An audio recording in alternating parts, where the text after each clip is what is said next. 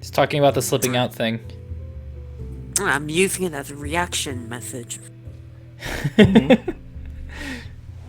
Okay. Well, just so you guys know, we're gonna be starting very soon.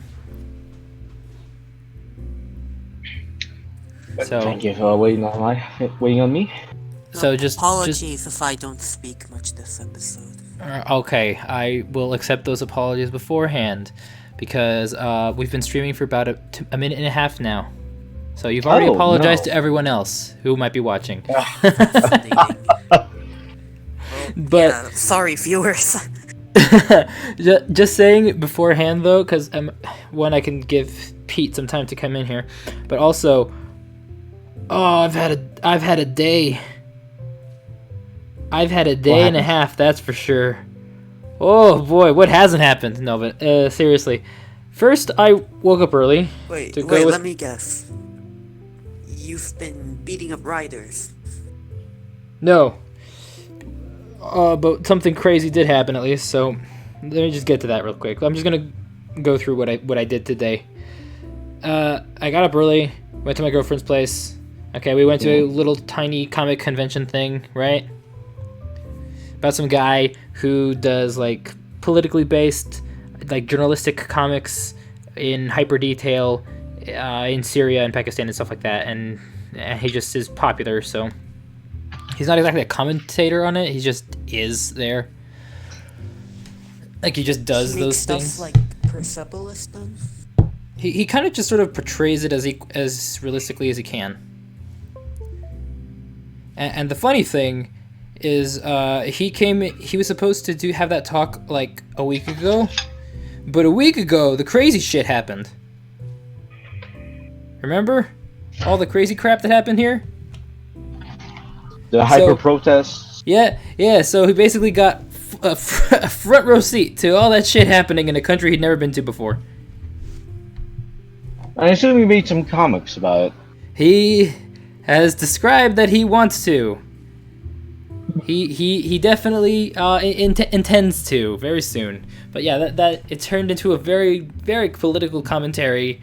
The talk with him basically.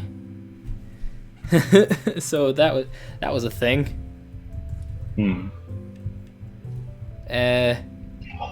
So after that, we decided to go back to my girlfriend's place because we don't want to sit there for like 4 hours and doing nothing. We looked around a little bit at the comics and indie artists and whatnot. They were nice, but nothing we wanted to really spend money on. So unfortunate, but whatever, happens. And the weird thing was that I got a call from my mom, and she was telling me that my sister and her boyfriend were stuck outside of my house. Keep in mind, my parents aren't home. Okay. And I was out of the house, and my sister and sister's boyfriend were going to the gym. And on the way back from the gym, they couldn't get back in the house. We have like a gate, and surrounding our entire house and stuff like that. We have like a bit of a fortress going on here. Yeah. So we have like double high electric fences. Caliber machine gun turret? No, just a fence, not offense. Depending on some people's definition of defense, well, that qualifies. I mean, I guess so. But in this case, it was we just have double high electric gates, reinforced walls, barbed wire on the other side of the electric gates just in case someone jumps them or cuts them. We got some shit in place, basically. How rich is your family again? Enough to have afforded a 3-story house and an acre of land in a highly populated city. Okay, Scrooge McDuck. Yeah, I know. I'm sorry. Okay, we have a guest house. Like RPG, if you're really sorry, you would give me your account details right now, right? Unfortunately, we've already sold the house, and it's going to be torn down next year. We Fuck need yeah. your credit card number in order to Nah, stop the Chilean riot. don't got a credit card right now. Please provide that information along Don't with have a your credit mother's card right maiden now. name. Don't have a functional credit card right now. We accept debits. You wouldn't be able to Occasionally. transfer anything. Okay. I mean it. I've tried. I've tried to transfer my own shit of my own accord to other places. You can't. Not from my debit. If it's a different country, there's no fucking way. It has to be in here. Anyways, so we have all this defense stuff, right? But the front gate wasn't working. We have like a little motor thingy that pulls the gate open, right? Like a lot of houses have, and it wasn't fucking working.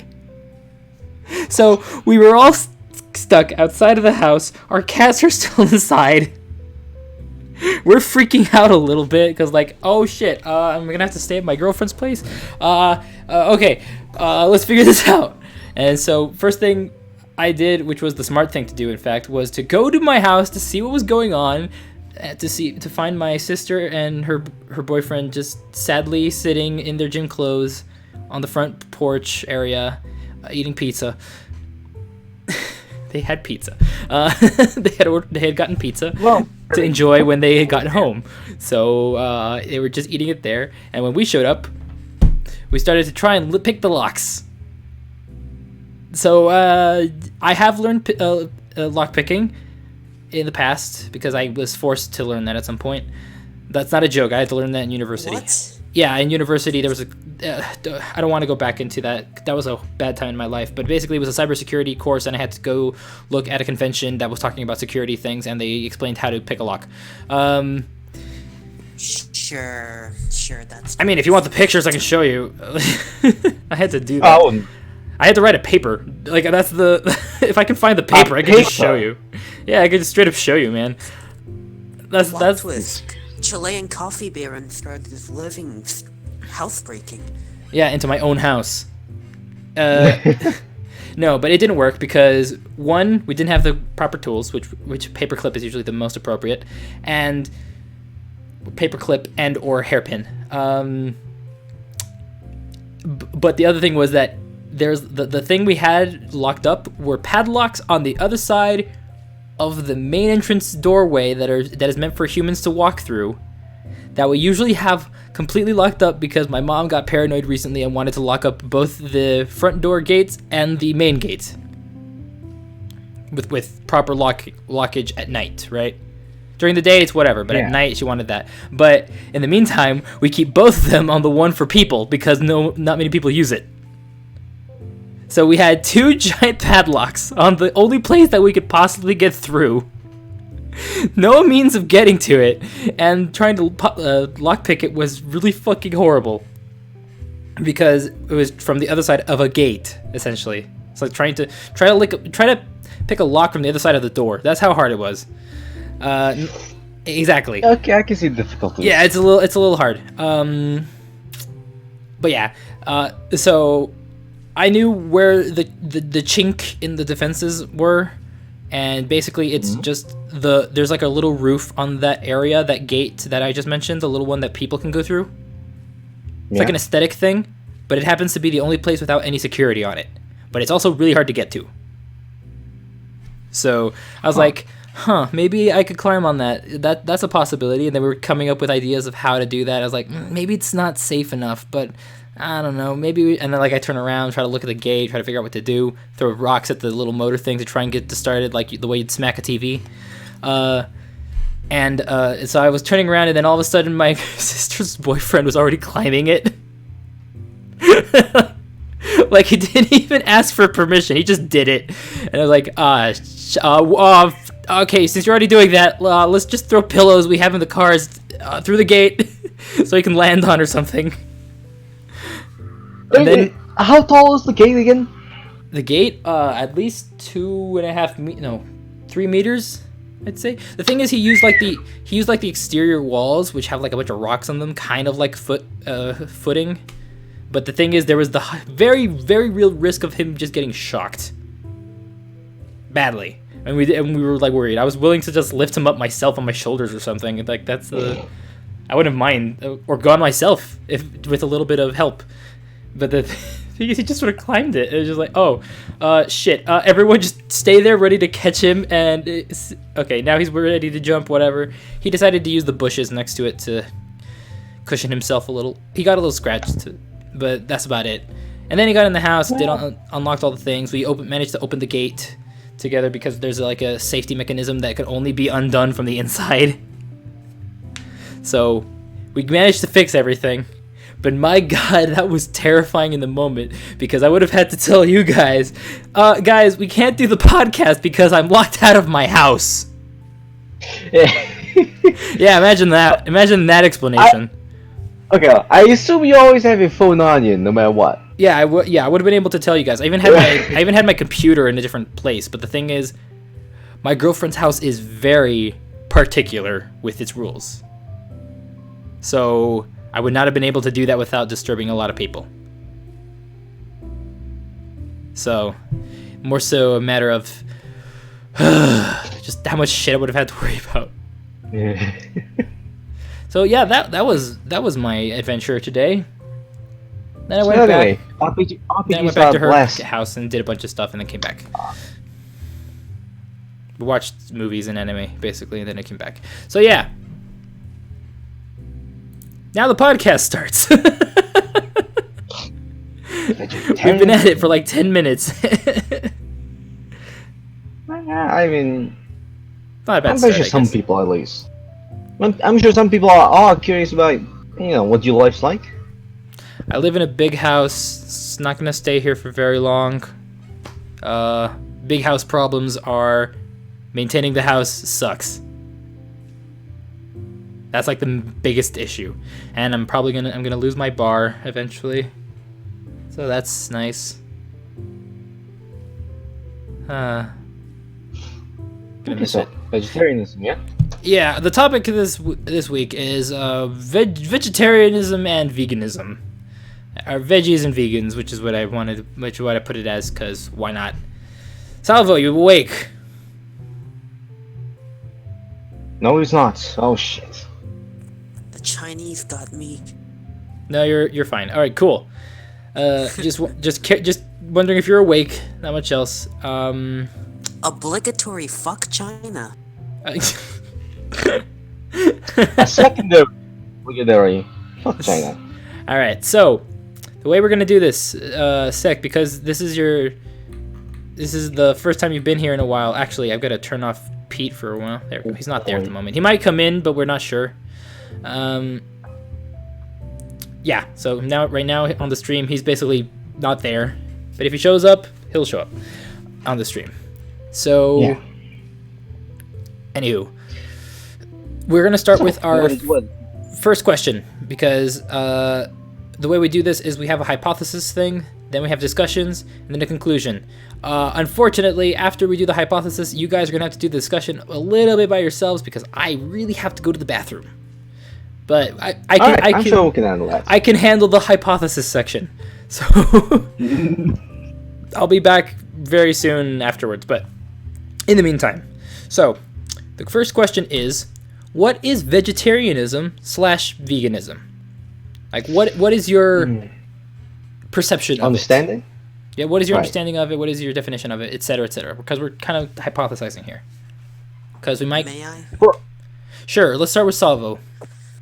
This is probably the only chance I'll get to speak all episode, but vegetarianism can be defined as the ethical, practical, or religious choice to abstain from all eggs. all foods involving animals, livestock, meat products. Veganism can be defined as the ethical, practical, or religious choice to abstain from all foods involving any animal products. Okay. Yeah, fair enough.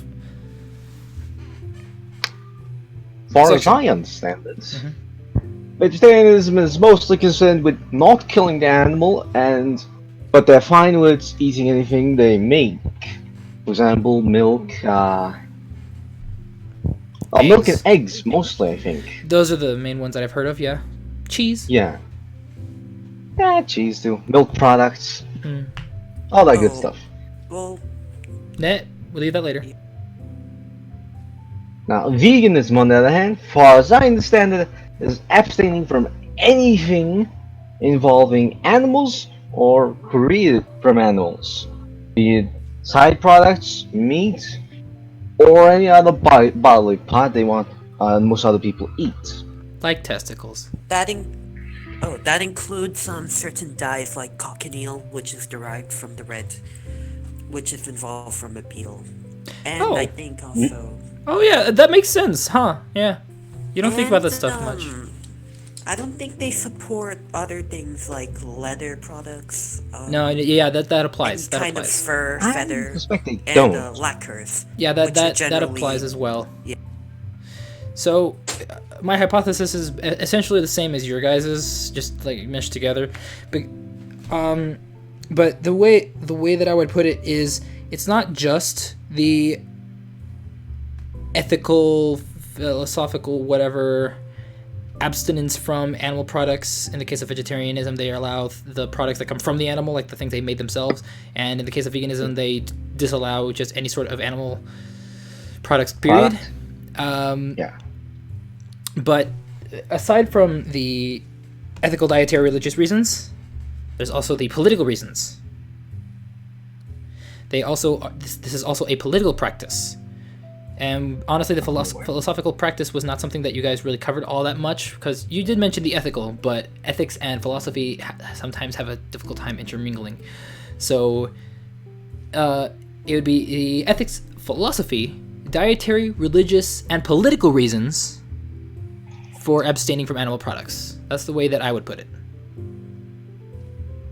All right. Now, with that out of the way, you guys go on to to discuss things while I go to the bathroom real quick. Alright, so in conclusion, veganism bad, Not conclusion, vegetarianism okay. Alright, so Salvo, are you able to talk? No, I'm mute. Oh, that's a darn And shame. the Chinese cut out my vocal cords. That's just explaining your scratchy voice, that's it. Now, all that said, alright, so I haven't really had much time to read vegetarian arguments, although I'm familiar with some of them. Most common one I hear is like, the animals they deserve as much rights as we do. I'm not sure about that. I'm not sure what they define as being. I don't know what criteria they use to define whether or not they have the same rights as we do.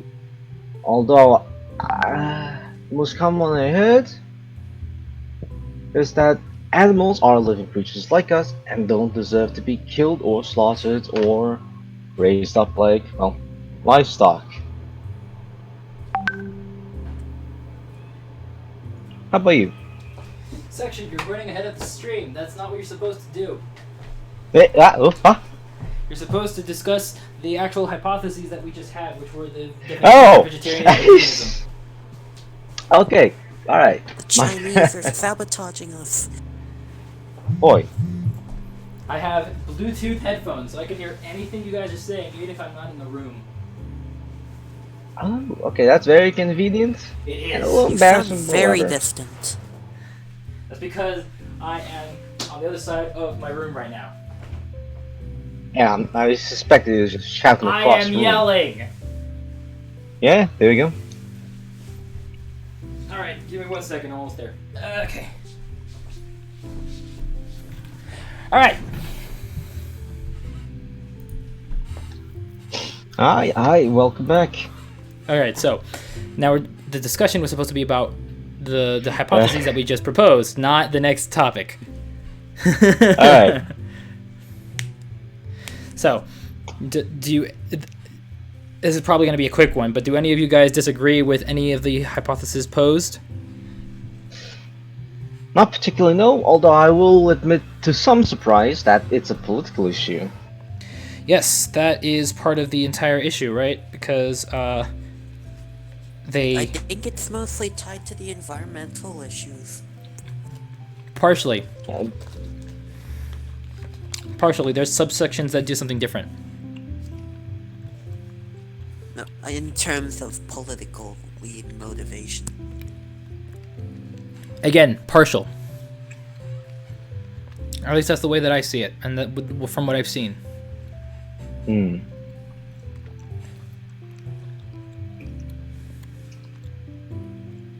So I guess that means there's Yes. no difference in what we think then about it. It is also as well, for my part, not particularly no. Salvo, what about you? Any other objections? No objections, no. So then I guess we can conclude with my hypothesis in the end because it kind of contains both of yours. Basically. It has like all those things, but it adds in the philosophical and political things.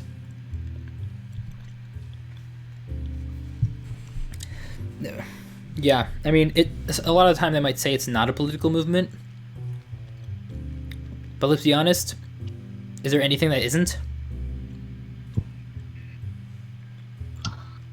I can think of some Jain sects that basically trying to detach themselves from most of society. Although I guess that is a political statement in and of itself. It is. It is a political statement right there. Yeah, so it's probably not much we can do about that then. So, yeah, I suppose it is just the abstinence from animal products depending on your severity of it due to religious, ethical, philosophical, political, or dietary reasons. It's pretty much that's the gist of it, really. Now, what do they act like and all that stuff? That is what we're gonna get into now, pretty much. Now, I'm not sure if this can really go into hypothesis time because it's hard to do a hypothesis on this. When it's a pretty well presented and pretty well debated issue. Like the arguments often used to become one, do they seem to hold? That seems, it's more of a, have you heard the arguments and do they seem to hold to you? I think is the best way we can put that for the hypothesis. Oh boy, that's gonna be Do they hold water for you? That's the real question. The ones that you've heard. Like, discuss the ones you've heard, I guess, a little bit, and see if they hold for you. So, section, you start. Alright, one of the ones I hear a lot is that it's cruel and unethical, or unethical to kill animals for food when other vegetarian options are available. I don't particularly agree with that. Mostly because, where I live, vegetarian products are expensive as balls. I would be breaking my bank to do that. I think most Second of places all, are. Really? Depends. I remember something about Germany having specific vegan supermarkets. Oh, maybe. No, that's it. Expensive as balls. Our climate doesn't support that kind of diet. And third of all, if we stopped eating meat, well, most people wouldn't have anything to eat at all. I guess candy bars would exist. It's just, well, it's not exactly. You must insist on candy. It's not exactly healthy food. On that? Yeah, go ahead. Honestly, the climate impact of eating candy bars over there is probably a whole lot more than eating meat, honestly. Maybe. Because the just all like the plastic and processing shit you make out of it.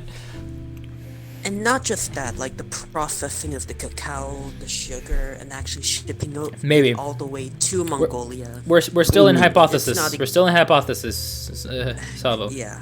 Right. Is that the only one that you've heard, section? Another one is that animals are life, and thus they deserve the same rights as we do, that is to live free and die of old age. I don't particularly agree with that either.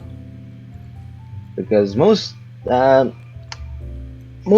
creatures, however, always end up being, prey for carnivorous animals. And I guess what I'm trying to say is that Okay. I don't quite, Salvo. I don't, Is that it? well, okay, I don't quite value their lives the same as humans because I don't quite consider them to be on the same level of sapiens as humans. There we go. Okay. What about you, Salvo? Well, okay, I'll go through. Arguments you might have I'm heard. gonna I'd like to start with the one that is the most compelling to me personally. Fair enough. That is the climate change argument. Mm. Obviously, modern agriculture contributes greatly to the climate change that's going on. Livestock produce a lot of methane, obviously. It's a terribly... Just not eating meat for one day of the week alone would do a great deal in help solving our climate change issues. Like, it's that bad, how much methane animals put out into the atmosphere. What percentage is it? Additionally, I can't recall off the top of my head, honestly. I heard it was like maybe 20% or something. But yeah, it's a big deal anyway. Big chunk. Also, there's a lot of land that goes into raising our livestock. Yeah, like you need a lot of grazing land, or just raising land, just for raising the animals. Also, well, you also need to. It's just not energy efficient. Like a whole lot of grass only produces a very small amount of beef, for instance. Like, that's just simple thermodynamics. So, yeah, I personally agree with that argument on a level, but not enough for me to, like, stop eating meat. As terrible as that sounds. Though I do want to, like, get my consumption of meat, decrease my consumption of meat, which does indeed have an impact on climate change. Like, again, like I said, if we all stopped eating meat for one day of the week, it would provide a whole lot of progress. Imagine if you went like 3 days. Yeah. No, it's too much. No. I mean, I might be able to, like, same. Possibly. Like, you could substitute with things like pasta, like if it's a day that you just don't want to eat vegetables. Honestly, I'm just a whole lot more addicted to carbs than I am meat. Same, man. Although I got a bit of a thing for meat, but carbs, man. Carbs and tomatoes, like, fuck, man. Oh, tomatoes. I prefer avocados. I feel sorry for you, God damn you. No, but I'm serious. It is actually my favorite fruit. Like, no offense to you, I just really like them. I'll report you to China for being a political dissident that needs to execution. But yeah, anyways, my second most compelling reason for avoiding meat. There's a lot of ethical issues with our modern agricultural practices. Like, factory farming fucking sucks, man. Like, it's very, like, regardless of whether you put animals at the same level of humans, I think most of us would agree it's very inhumane to keep animals confined to very, very unsanitary conditions where they're surrounded by their own shit and piss. And yeah, like, even if you don't subscribe to animal-human life equivalency, it's still terrible. Now, thirdly,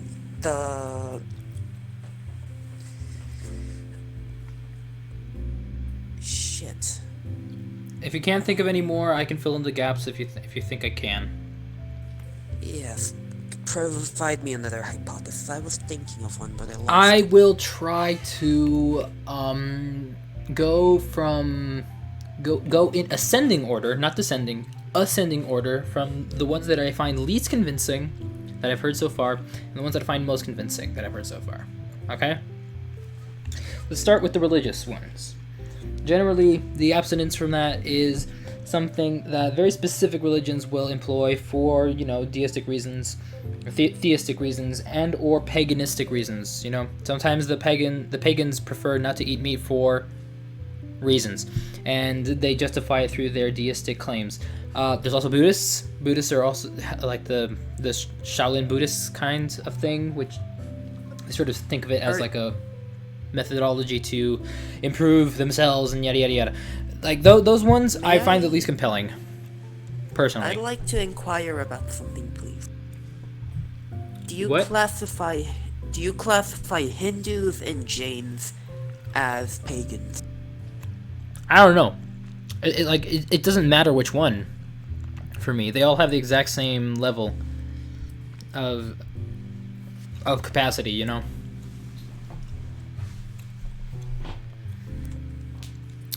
find these the least compelling because you are atheist yourself? Yeah, essentially, like if I'm an atheist, it's gonna be very, very non-compelling. How about I put it another way for you? How about we examine the We're still in the actual hypothesis, Salvo.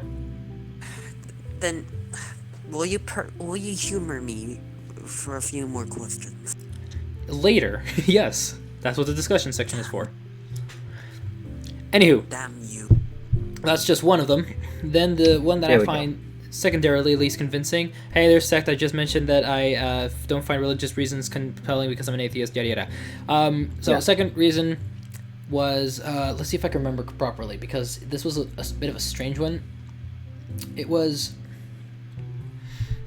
actually no, it wasn't that strange. It was one that most people would claim, dietary reasons, but like claiming things not like your doctor told you should eat less meat. It's more of a these people say that eating any meat will harm your body kind of thing. Yeah.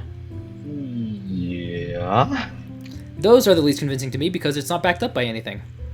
And they try to provide papers, but they're singular studies that do not take into account variability in possible scenarios. They are more of an interview than they are an actual study that is ongoing. They have a bit of an issue with the measurements of what they're trying to measure in the first place, whether it be cardiac capacity or cardiovascular strength or any of those things. They don't have anything like concrete to go off of. It just claims that some people got sick because they ate too much meat. May I add something? I guess.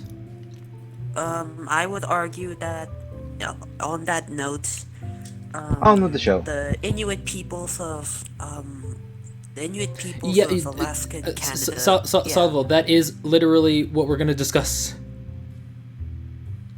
I know what you're going to say. We're going to discuss that later. To go through these. Right.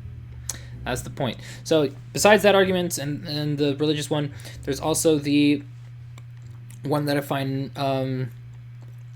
not as compelling, but it is compelling, is the entire efficacy reason, because it doesn't seem very efficient, like Salvo mentioned, because of all the land that you have to do and all the fucking water you have to put into it and all the grass you have to grow and all that shit for so little, right? Like the efficacy is very little. It's more so just consumerism for the sake of consumerism at that point. Lost. Mm-hmm. And the energy lost at each trophic level. That's something that we can deal with. Like, that's just something that can be provided from outer space by the sun. But efficiency, it's shit. It's really bad. In a lot of cases. Not all of them, but in a lot of cases, it's very inefficient. Then there's the one that I find more compelling.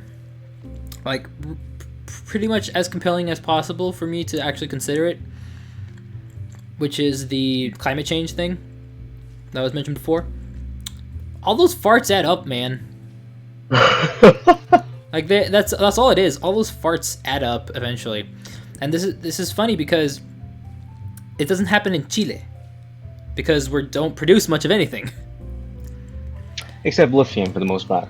But Yeah, we don't, lithium, copper, and a couple other metals, but that's about it, right? And a dash of political dissident. Yeah, and wine, and blueberries apparently. We make like agricultural things, but we don't like do a lot of the exportation of meat and stuff. We just keep that for ourselves mostly. So we don't have too much in terms of like excessive livestock, which is funny because my brother-in-law is actually a livestock manager.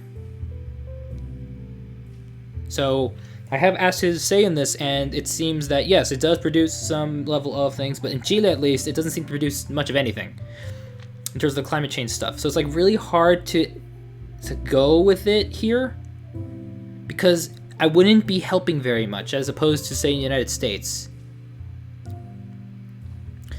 But right, that's one of the compelling reasons. But to me, which is opposed to both of you, the thing that I found the most compelling was the entire ethical reasoning. Keeping animals in very small spaces. I'm going to insert another less compelling reasoning, like 2 spots down, like right above the dietary thing, which is, but it's the government trying to control you with meat, also known as the conspiracy theories, or the organic market.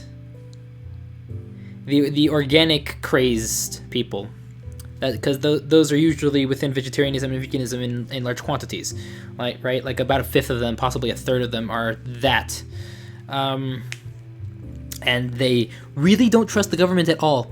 They think Monsanto is trying to create mutants, mutant vegetables, which will turn other people into mutants with like multiple arms beyond just the 2 that we have or something, so. Which sounds more cool than bad, honestly. What an enlightened generation we live in. Oh, totally. Flat Earth, creationism. We got it all, man. Anti-vaxxers. And suddenly China doesn't seem so evil.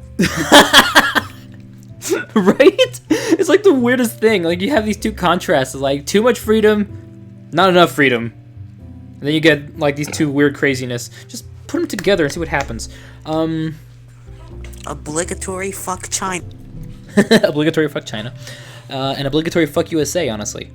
In a lot of cases.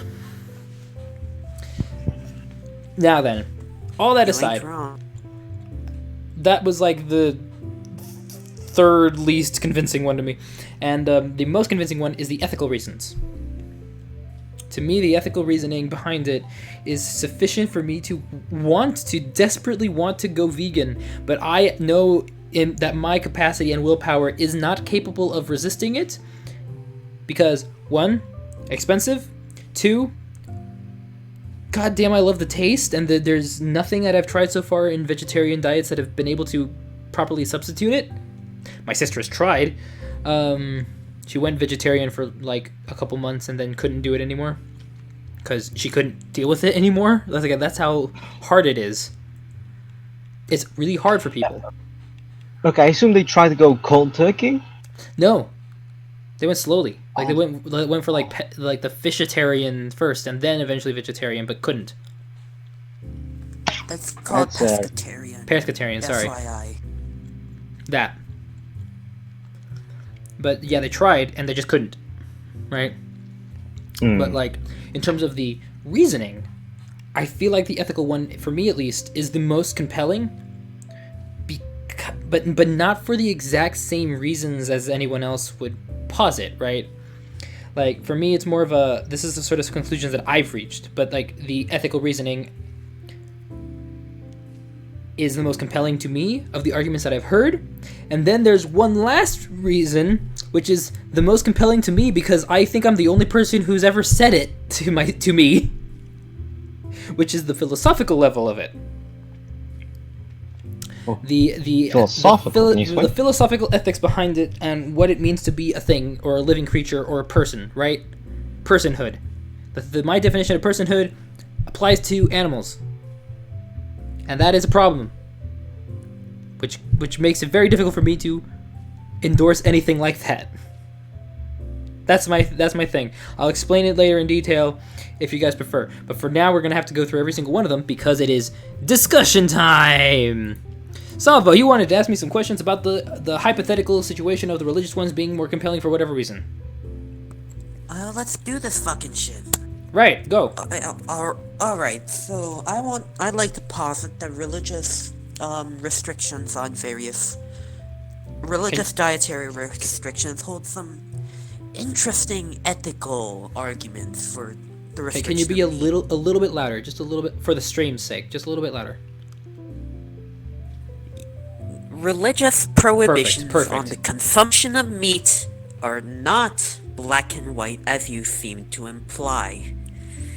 They have Okay. interesting ethical considerations that I think should be that I think we owe it to them to examine more carefully.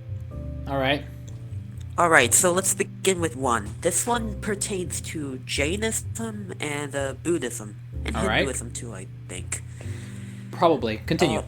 Actually, no, there's no need to examine it. We already talked about it. That's the same thing as it's selfish to consume animals, because they have some persona too. That's You what I was already that gave was your efficient. Yeah. the reasoning Like that I said, Joe. I think the reasoning that I was giving why I don't believe it is because most of the things that are in religious ones are already applied through one of the other arguments. Alright then. Because Yeah, there's wrong one. very few things that are strictly on the theistic framework, you know? Is it...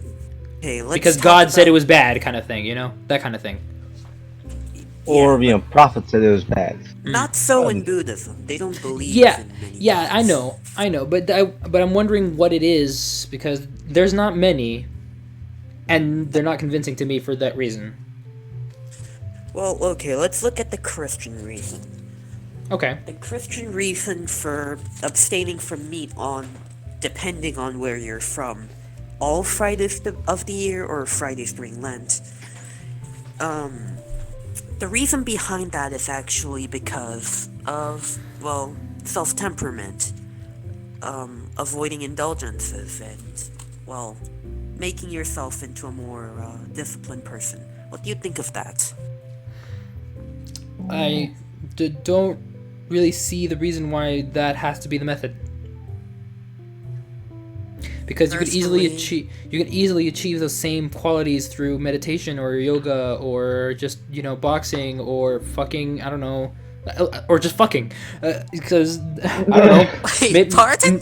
Maybe you can achieve enlightenment through fucking. I don't know, and No, discipline. not enlightenment. I mean, discipline, self-discipline. The same thing. You can still do it technically. Doesn't matter the I'm not practice. sure about that, but we'll talk Dude, about that in we can another easily. episode. I can talk about it right now. The thing called the I flow mean, state. the fucking thing.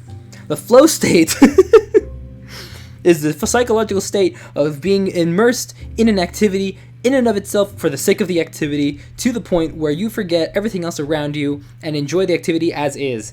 What part of sex won't make that easy? Well, for one... For optimal performance. Well, Optimal performance and practice is part of it, but... Sounds your partner's making? Oh, for goddamn it!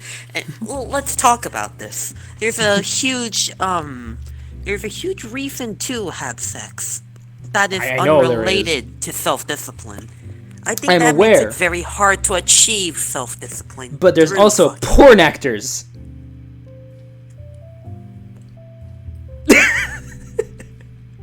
Yeah. Porn actors May I exist. ask what you've been smoking? And may I But- have some? Let me just put it this way. Are porn actors deliberately training themselves to be proficient at it and to function in a specific way during sex? Yes or no? Could you repeat the question? Are they deliberately trying to be proficient at it in a very specific way for the sake of their careers? No, they're not trying to be proficient. They're trying to appeal. Yeah. Being Isn't that proficient at the similar? act itself.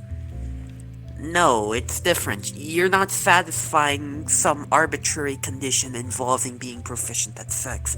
You're trying to satisfy your viewers' proclivities. Like, they're porn actors who would do BDSM because that's what their market is, even if they don't enjoy that themselves. Fair enough. Like, there were very few people who enjoy being, well, to be a bit explicit, cum shotted. Some do, but that's another topic. Well, yeah. I'm willing to argue that a fair good amount of Fair chunk of them don't. enjoy it. Yeah. Okay. Fair point. However, it's more May of I ask the another acting question? fucking situation. It's more of an act fuck. Are you drunk? No, I'm not. I'm very tired. That explains it. I'm very tired. But it was it was more of an edge example, edge case example. So, but the thing is, turn of phrase. The real question was just you could achieve that level of discipline, no matter the activity. You don't have to abstain from something in order to achieve discipline. You can just make sure you are consistent with something else. Which is just even discipline. if there are It's a other form of discipline, options Dude, it's not that there are other of options. obtaining It's that there are self-discipline. near infinite options. Yes, but don't you find it at least a little bit admirable that they're trying to achieve self-discipline? Yes, No, but I don't really find it a compelling reason to base an entirety of like vegetarianism on it.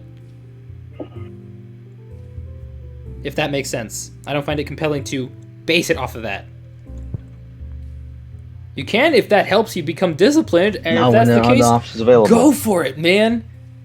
But it's not a case for vegetarianism. It's a case for being disciplined, and being a vegetarian is a means of being disciplined. I suppose that's... It's more of an argument for discipline than an argument for vegetarianism. And from my perspective. Basically. Yeah, it's like a confusion of the argument, essentially. Which I guess makes sense, but it's like they're arguing for the wrong thing, in my opinion. Alright, shall we move on? Sure, talk louder. You're very quiet for me, so the stream can barely hear you. Right, so what was the other reason? Dietary. That was an interesting one. You guys, what have you guys heard about like being vegetarian, vegan, and health? Apparently you might need a few... It's more difficult to obtain certain nutrients, and you have to use certain supplements. Try to be a So little that's louder. what I can't raise your volume manually. Okay, according to Kurzgesagt, you may or may not need a few more additional supplements to supplement your vegetarian diet. That's all I've heard, sure. Main issue I see with vegetarian diets, And unless you eat which, a lot of soybeans, is depending not just on soybeans, a your lot of needs, beans. supplements might be out of your reach. Yeah, because you'll be missing a lot of protein. No, there are non-vegetable source. There are non-meat sources of protein out there, like legumes, nuts. Gotta get them nuts, even if it is November. Anywho, yes. But the thing is, it's just like health-wise, the benefits are more so in the terms of reduction of fats, saturated fats, and things like that. You know, that's what the majority of the health benefits are for abstaining from meat. Unless you're a specific kind of person who actually has a difficult time processing meat, there really isn't that much of a benefit to you. Which, to be fair, there's plenty of people like that. When eating red meat will destroy their stomachs, and eating lean meat might make them gassy. Oh, hold on. Eating red meat will destroy their stomachs. That's a condition? Well, not destroy, but you know, it's almost like eating like super spicy curry for them. Oh. That kind of destroys your stomach. Okay, alright. Like kind it where you wish- actively, Yeah. weakens the stomach lining and allows ulcers to form. No, as in it makes you shit a lot, and it really, really hurts. It might cause ulcers, but it's not very common. That was graphic. We were talking about porn before. Anyways, so yeah.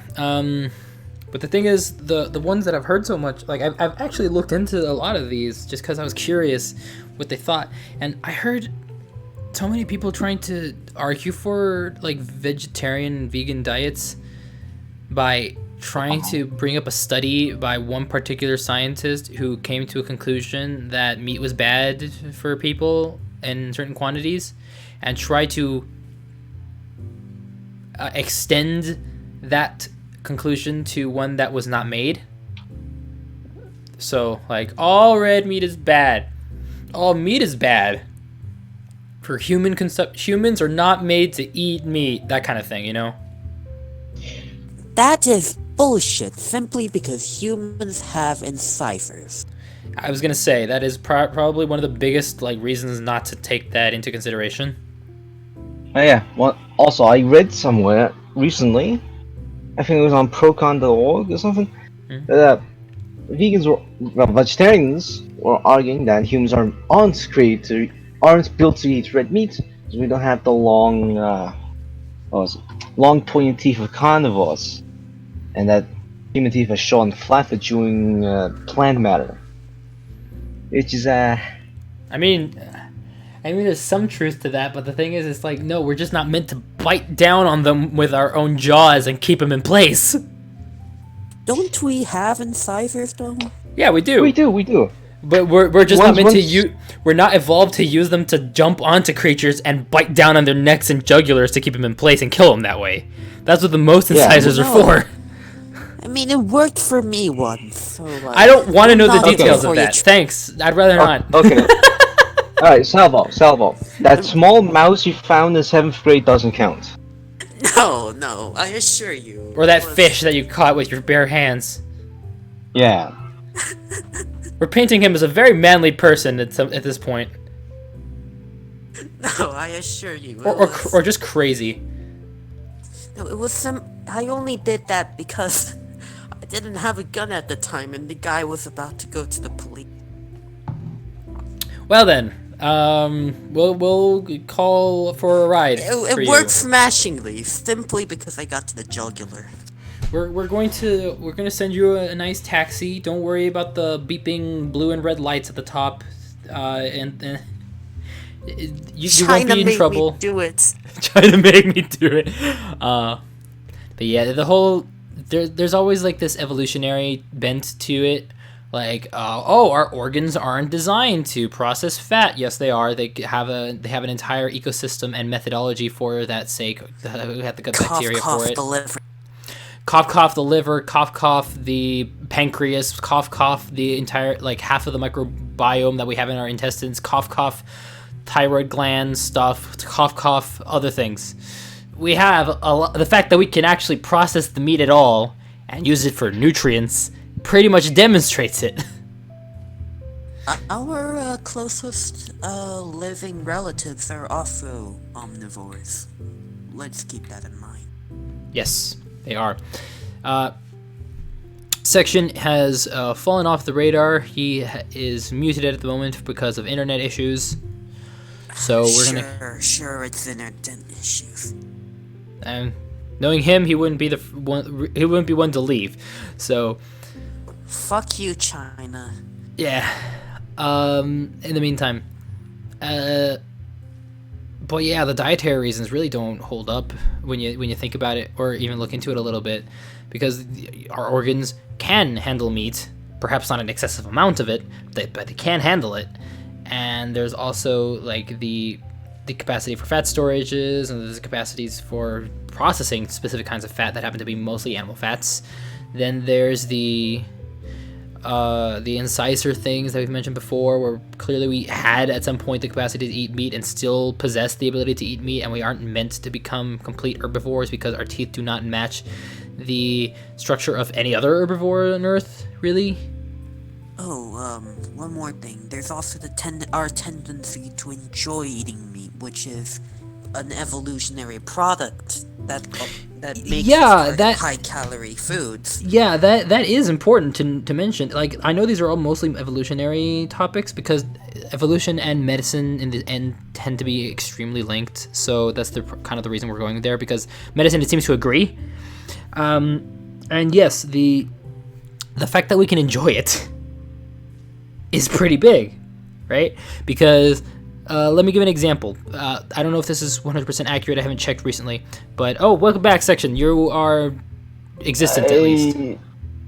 It's very difficult because you guys are counting out for 30 seconds to up to a minute and a half for me every You now need and to then. confirm you aren't a Chinese body double. If you want, section, you can leave and come back in and see if that helps. If you want. If you can hear me. Okay. I will move him and then put him into another one. Nah, I don't know how. I don't think he can hear us. Okay, so whatever. In the meantime, Something went horribly wrong. I don't know what happened. oh, okay. Well, you can try to leave and come back in to see if that helps. No, I just closed my Discord and opened it up again. Might fix it? I don't know. Maybe. Or maybe your phone is connected somehow and that's causing issues. I don't know. Or your computer. I don't know what the deal is there. Anywho, we're talking about the dietary thing still, and there's the issue with the fact that we enjoy it being a major issue. Because if we can enjoy it, there's a very high chance that it was on high demand for our evolutionary ancestors for consumption reasons, which would imply that, yeah, we are kind of designed to consume meats. Now then, the counter example that I was going to give to support this at the very least was the fact that, I don't know if you guys can still hear me. Salvo, can you hear me? Yeah, you did count for a little bit before this. Oh, okay. Salvo, what about you? Sorry, I'm playing D&D while talking. Yeah. Oh god, I'm gonna punch yeah, you guys. I can talk. I'm gonna punch you in the face. No, I'm kidding. I'm gonna I'm gonna punch you in the face with my rope giant. is expensive here. Yeah, it's. But yeah, the whole concept is like the example I wanted to give is, and I don't know how accurate this still is, but cats can't taste sweetness. Really? They don't They have. only taste ATP. They taste salt. They taste savoriness, which is the stuff from fish and like in cream and milk, because it's very savory and it has some salt in it. But and like bitterness and sourness, they can taste that stuff. But for some reason, sugar is either incredibly muted or just doesn't exist on their palates. Like they just don't sense it. And it makes sense too, because cats and wild cats don't eat fruits.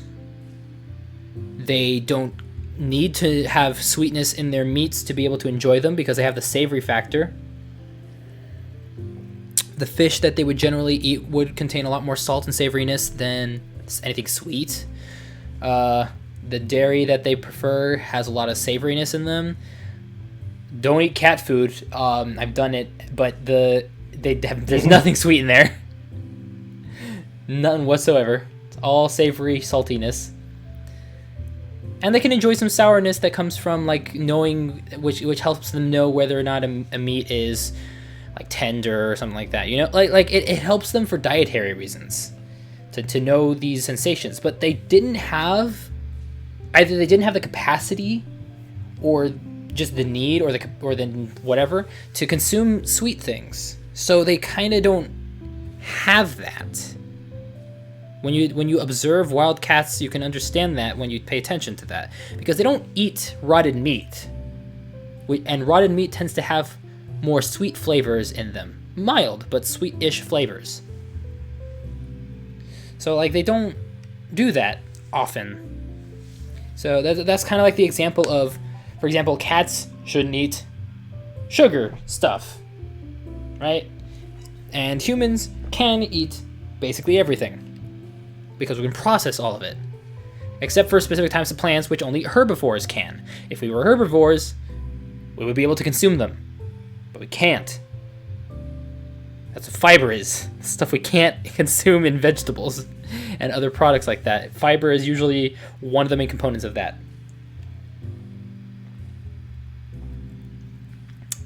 Do you guys want to add anything? I've missed about, I presume about 60%, unfortunately. Okay, cats can't taste sweet things because they Yes. didn't have to eat fruits. That's basically it. Oh, I don't think I do have much to add to that, unfortunately. Okay, because I kind of went into more detail, but like that's the gist of it. Salva, what about you? What? I'm sorry, I was stuck in a very engaging combat turn. Maybe you should stop playing D&D while you're having a live podcast with friends discussing complex philosophical issues, Apologies. which covers everything like from... What? Nothing like a spot of danger to spice up the philosophical debate. Of course. Well, since one could barely hear what I was saying and the other wasn't paying attention, but we'll move on. The viewers could listen, and I guess they don't disagree with me, so fuck it. Moving on to the next one. You can't trust the government. You can't. Are you guys talking right now or no? I'm talking, yes. Thank you, Captain Obvious. I am talking, yes. Oh? Okay, there we go. Okay, yeah. The thing is, we can hear you just fine. Oh my fucking god, you shitting me, really? Yeah, it might be your headphones or something. No, it isn't, because while I couldn't hear you, I couldn't send messages either. Huh. Or at least there was a very long delay of 30 seconds or so. About the same amount of time I can hear you guys. I guess the sending rate is faster than your receiving rate. Christ. Anywho, the like one of the other conversations is that you can't trust the government. You can't. The government. The government is gonna mind control you with the meat products. Or, as is commonly advocated by people who are on the side of organics, you can't trust the FDA because they regulate all the foods that you eat, and for all you know, they might be full of horrible toxins and pesticides and stuff. Do you mind if I play a little devil's advocate for the Go ahead, organic- Go ahead, Devil's Avocado. Alright, so... Okay, to be fair, there are several pesticides with significant environmental effects, and I'm gonna bet at least some of them support organic foods in protest of this. Neonicotinoids, for instance. Rachel Carson was right. It really does cause a huge ecological impact. There's a lot of collateral damage. Okay, but is that the pesticide primarily used? It's a very, very common pesticide, yes. Not DDT anymore, but like what that was when she was writing her book, but still, stuff in that class. The neonicotinoid class. It's part of the reason why honeybees are dying off. Part, I may stress. I see. Yeah, section died, by the way. Was it the three Tokarev bullets to the back of the head? Maybe. That will inevitably be ruled a suicide? Probably. Yeah, I think this podcast is dying. People are dropping off like flies to the. Not while I'm around. Well, all right then. Then I'll keep you to We it. will make this work. Fuck it. I'll keep you to it then. In the meantime, yeah, the whole pesticide thing, that's not really the reason that they argue it for the most part, like the organics thing. Big chunks of it are about just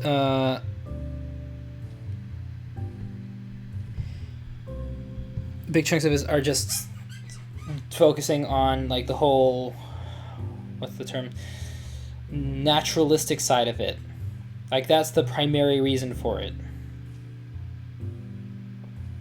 Now, if you don't like the pesticides, okay, fine, that's fair. But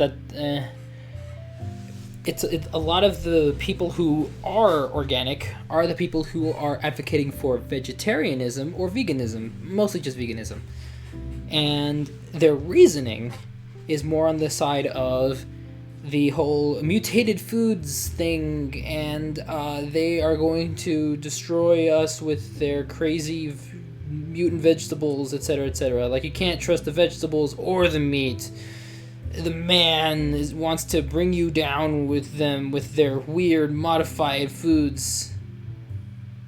Essentially.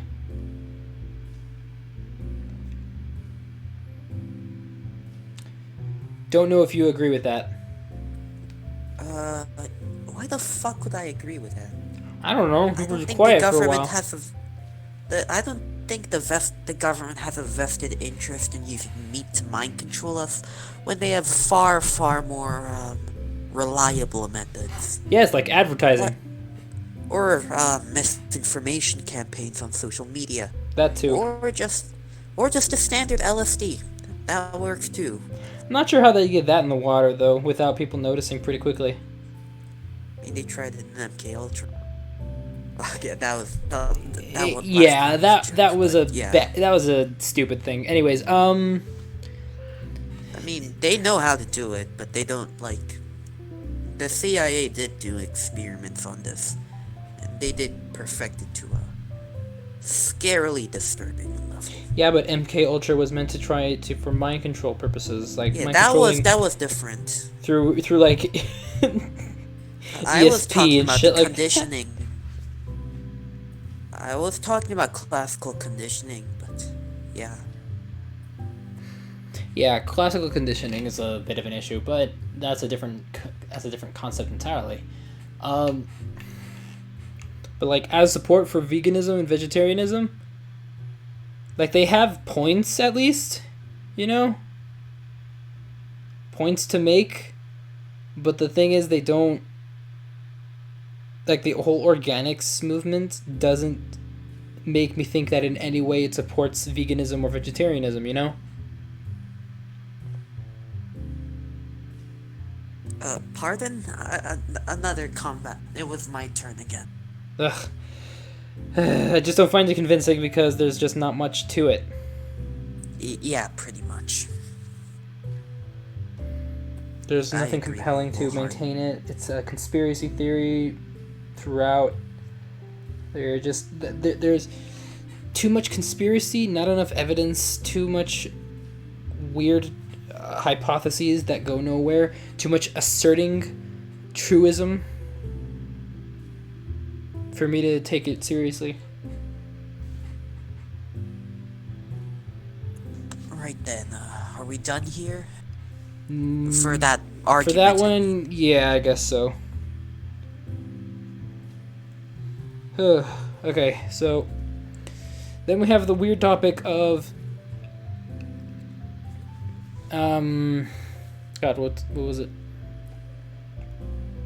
What was it? The ethical thing? No, it was the climate stuff. Yeah, that one I find pretty convincing, honestly. This is when it gets to the level of convincing, you know? Yeah. Oh, are we gonna discuss what now then? That. I'm sorry. This D&D match is getting to be very, very interesting. Okay, should we just stop the I'll podcast stop. then? Because I'm sorry, I'll stop. we're losing people. I'm tired. You're distracted. None of us seems super interested in the topic. If in this case, Section left because his internet is shit, and Pete just is a no-show for no reason. I'm gonna use our current state to hold this podcast hostage. Let's do another topic. No. Oh. Either we withhold until further notice, or I continue by myself. If you're just that distracted. No, I'm not actually playing D&D. I'm just zoning out myself. Yeah. Sleep loss is a bitch. So Let's keep going and see where we go. Alright, I don't know if we're gonna be able to get to the political things though. Alright, climate change? It was the climate change stuff at the moment. Yeah, I mean, I think we've already talked about it enough. We did talk about it, I think. Yeah, it cows fart. There's a lot of other things that we do. Oh, not just that. We also use up a lot of land that was the efficacy old thing growth too. forest for soybean growth, which is soybean that we don't even consume ourselves. It just goes to the animals. Yeah, we lose a lot of land through agriculture. That's terrible. Is that an argument for or against vegetarianism? No, for vegetarianism. Yeah. Because we wouldn't use so much land if it wasn't going to be animal feed. Fair. That is true. Humans would eat a lot less soy and corn if it all went to us. Corn. Yeah, there is like this whole excess of agriculture causing it, and plus we could help like other places with it if we just didn't have the animals involved. This is why we They're already there. eat GMOs, man. This is why we what? We gotta stop being afraid of GMOs if we're gonna live. I'm not. It's the organic people that we just discussed who are afraid of it. I mean, not just organic people. My mother's afraid of GMO. And she's rational, for the most part, anyway. Yeah, well, then you're gonna have to ask her why, and you're gonna have to get a solid answer out of her that besides they're modifying the foods. No, you gotta ask her how are they modifying the foods to make you think that is actually worth being scared of. Things like that. Yeah, I'll work on that. Take your time. What was I saying? Right, the whole climate issue is important because, yeah, all those things that we were talking about before. There's not much of a reason to delve much further into it. It affects the environment. We got to work on it. We can feed so many more just by not having the animals there as well, which is kind of funny. Yeah, I think that's enough. I mean, we can discuss it further, but really, what's the point at this juncture?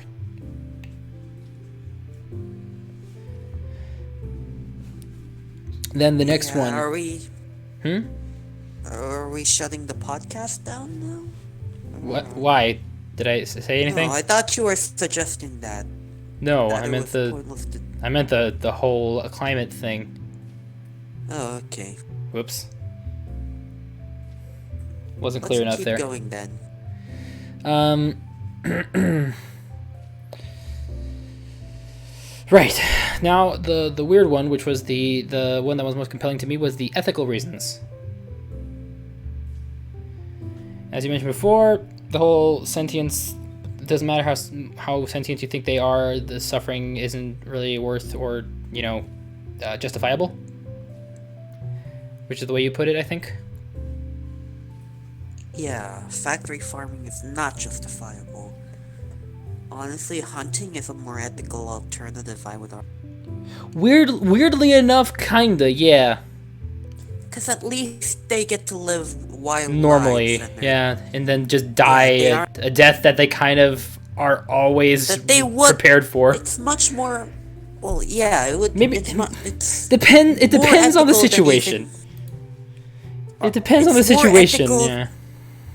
Yeah, but like it's. I would say it's still more ethical than a death by carnivore, who don't even care if you're alive before they start nomming. Yeah, I can see that. I can attest to that. I can attest to that. That can make more sense because I'd rather not die by a lion biting on my testicles and dragging me down, and then another one biting my neck. Neither did that man in Central Park last night. Okay, didn't need to know the part where you bit his testicles. No, not. Where did this joke even go? Oh God! I mean, That's not what I am wanting to. I was talking about testicle biting. No, I was implying start killing them before they were. Well, start eating them before they were even dead. But okay. Yeah, that sort of thing. Yeah. Just rolling with the punches, eh? Yeah, that's what I do. But So yeah, it's there's not much to be had. Like, yeah, hunting is a little bit more ethical in the matter, but it's just what good comes of it, right? Like, what is the goodness of it? Does it provide sufficient pleasure to other humans? Does it further society sufficiently to justify it? Does it matter to? Can you justify it? Really? That's the honestly, thing. I'm not here to justify. I don't know enough to be able to answer that. I'm starting to lean on the side of no, but like in certain cases, in areas in which natural predators have died off, you can use it for invasive species control. Possibly. Like the invasive snakehead, for instance. Like, there's a bounty on those fucks. Or rabbits. And the nutria. You can get like $10 a tail, nutria tail / pellets for them down south in New Orleans. Just cut them right off. Poor things. Oh well. No, those fucks deserve to die. Let's make Anyways. it very clear. Like, they cause a lot of erosion. It's not good. That doesn't mean they deserve to die. The concept comes down to There's really... No, they're not even native. They're actively destroying the ecosystem. I think that's a very good reason to kill them. It depends. It depends on your view To of things. defend the native species... That's the thing. It's a very strange situation because should you maintain current ecosystems or should you let them evolve naturally, regardless of whether it's an invasive species or not? Because invasive species can accrue in situations naturally. It's not a natural accruance. They were brought here by humans, and it's our job to clean up the mess we... I suppose so. That and, like, we're talking about the destruction of an entire ecosystem here. I think that's a very good reason to start killing. It's not suppose. just about a changing ecosystem, it's about one being destroyed. How do they know that it'll destroy the ecosystem if it hasn't happened yet? Well, it's currently ongoing. Dead zones. okay. Sunlight can't get to the underwater plants, and while not all of it is caused by erosion, a good portion of it is. Alright. Fair enough. Yes. But back to the ethical thing, it's more of a matter of what justifies killing them, and it's very difficult. Food is. I think in some certain situations, food is a justifiable reason for hunting. Like, especially if you're in a survival situation, or you're in, well, no, next the second one. It's very it's very tough, you know? Like, you have to be able to justify Yeah, it. it really is. But in the end, but also, in that situation, can you justify your own survival over that of another? And so this whole rigmarole of crazy ethics. I don't think you can justify. Well, I think that's a very hard question to answer, and that Yeah. it can't conclusively be answered. But I think one can understand. I think, like, after the fact, one can understand why he's doing it and see that, like, it's just. I think it's justified to want to preserve your own life. Like, you're biologically made to do that. Yeah, but does that imply it's necessarily correct to do so? Well, arguably, it's not. Well, let me put it this way. It's your basic instincts driving you towards it. Are you really morally culpable for something your biology demands? I mean, we do blame people for things like rape. What? Oh, wait, what? It's Are a you talking reproductive about thing, victim right? blaming? Reproduction is a form of survival enhancement and methodology. It's not sustaining your own life, but it is an evolutionary instinct. Well, aren't humans biologically geared towards monogamous relationships in which both people take care of the child? Not always. There can always be outliers, and in that case, what can you say to them? You know what? That's fair. That's a fair point. And I'm not even going to put humans in this case. I'm going to put ducks. Yeah, you know how it is. With Longest ducks. penis in the animal kingdom. And the longest vaginal system. And the most twisted. Convoluted. It's a crazy. Yeah, like literally twisted thing. It's a hedge maze in there. Now, the real question is it justified at that point to commit rape when it's the only method you've got?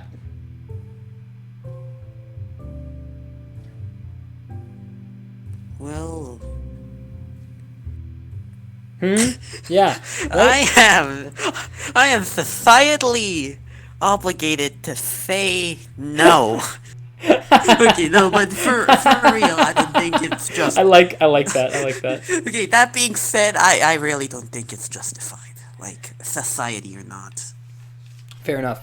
It's the matter is, do evolutionary reasons justify philosophical necessity? I really don't think so. So why we're using the evolutionary survival instinct as a justification for wanting to maintain your own survival? Yeah, that's fair. I mean, I'm not saying you're wrong. I'm just trying to understand if there is a way to say that. I've kind of reversed my state on that. Honestly, it's easy to argue that when you are something that wants to survive, yeah. Okay. Well, actually, no. Let's talk. I'm gonna revise my argument on that one. Oh, Rape let's see. doesn't immediately sustain your life. No, it doesn't. It's a far more pressing matter. Eating, that is. Well, yes. I was talking more of a sense that reproduction is more of an instinctual thing.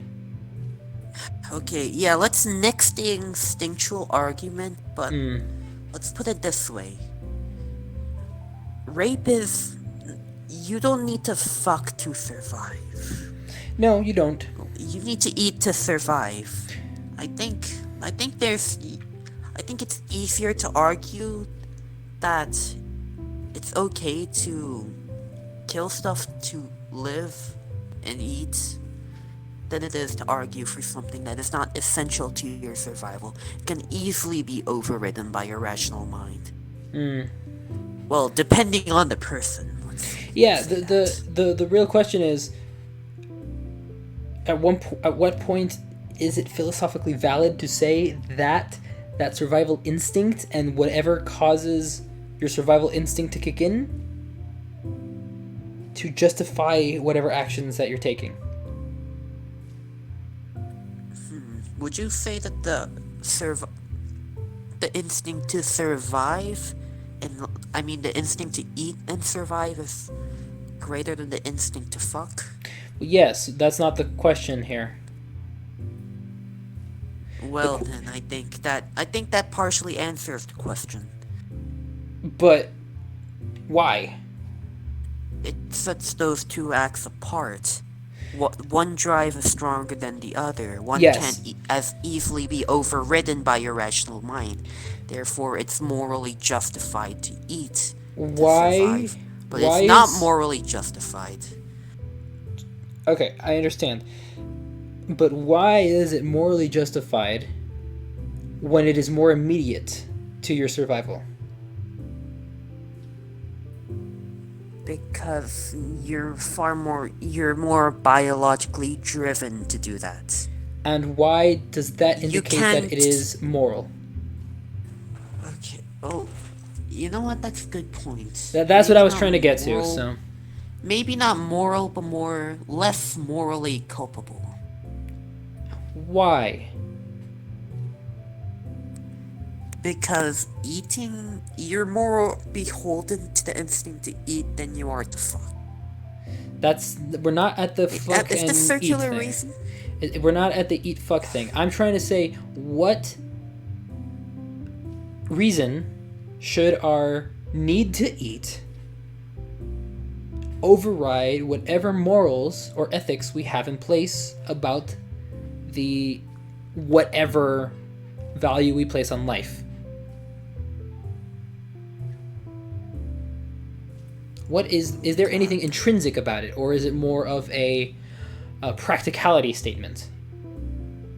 Because there are two different things. Because there's one that's about like essences or what you think is good, and then there's cases where it's just like, well, but in this case, where it is the exception because I say so, or because I was hungry. You know, it's that kind of thing.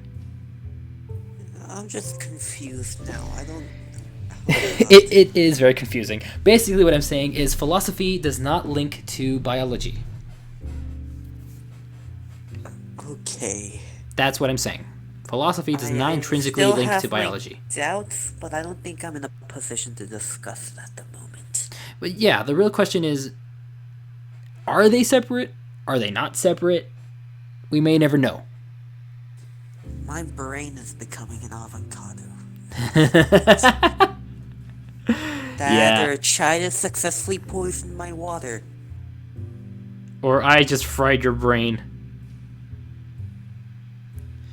with crazy. That or rope has suddenly gotten cheaper. Yeah, I don't think we're gonna go much further with this. Basically, it seems unethical to consume a living creature, except under very specific circumstances. At least that's what we seem to agree on. I was just taking What the piss, those really. circumstances are debatable. That's the Leave it at thing. that. It's that they're debatable, and it's very hard to find a universal here, because if we try to define a universal, then all this shit that I was bringing up that fried your brain becomes very important to distinguish. Yo, viewers, I'm sorry for dragging this part on so long. Nah, it's fine. It's fine. That happens sometimes. It just says that, yeah, there's that whole situation. If they try to define it as a universal ethics, then that implies we have to bring into the discussion of topics of things like hunger and philosophy and how that affects each other and blah, blah, blah, blah, blah, and whether biology and philosophy have to do with each other and all that crap. Can we make this a new episode? As Possibly. an avocado whose only existence is to get eaten, I think it's a very interesting topic. The philosophy of and ethics relating to biology stuff? To hunger in specific. To survival. I guess survival, yeah. Evolution and philosophy, I think, is a better way to put it. Naturally, it's very important to my current status and Fair my enough. existence. Fair enough. Considering I am made to sustain up. Yeah. Yeah, I think we're good there. But I think the last one I wanted to take into account was simply that it's most compelling to me because of my definition of what a person is. What What do you define person as? This is the one that I used to convince myself. Like, this isn't something that someone told me. This is just something I came up with, and when I applied it, it just became very, very difficult to say, I don't believe that. Which was... Well, let's hear it. My definition of a person goes as follows. It is a system which can obtain inputs of the surrounding environment through whatever means, can process said inputs to the point where it can sustain it within working and long-term storage memory, is capable of using previously stored memories in order to aid or facilitate the processing of new inputs, and is capable of producing an output. Fascinating. Be it through actions, or through singing, or eating, or moving, whatever. Or thinking, If I chose to debate this, we would be here all night. Are you sure you want to proceed? We might be here all night, but it's just if you have some basic questions, because I'm pretty sure you have a lot of them, we could go into at least a little bit. Do you consider bacteria people? And if so, are we evil Hitler-esque bastards for No, because they do not hold memories. 99.9%. They don't hold memories. That's kind of like one of the cruxes. What about genetic memory? Genetic memory is not a thing. It's not processed via the input. In the sense, it's not processed via the input. That's the thing. Genetic memory is its own process. In which case you could probably argue that the DNA itself is a person, but it doesn't actually use inputs from the environment. It's just utilizing what it currently stores to support itself, and isn't really doing much else besides that. It's other things that read it.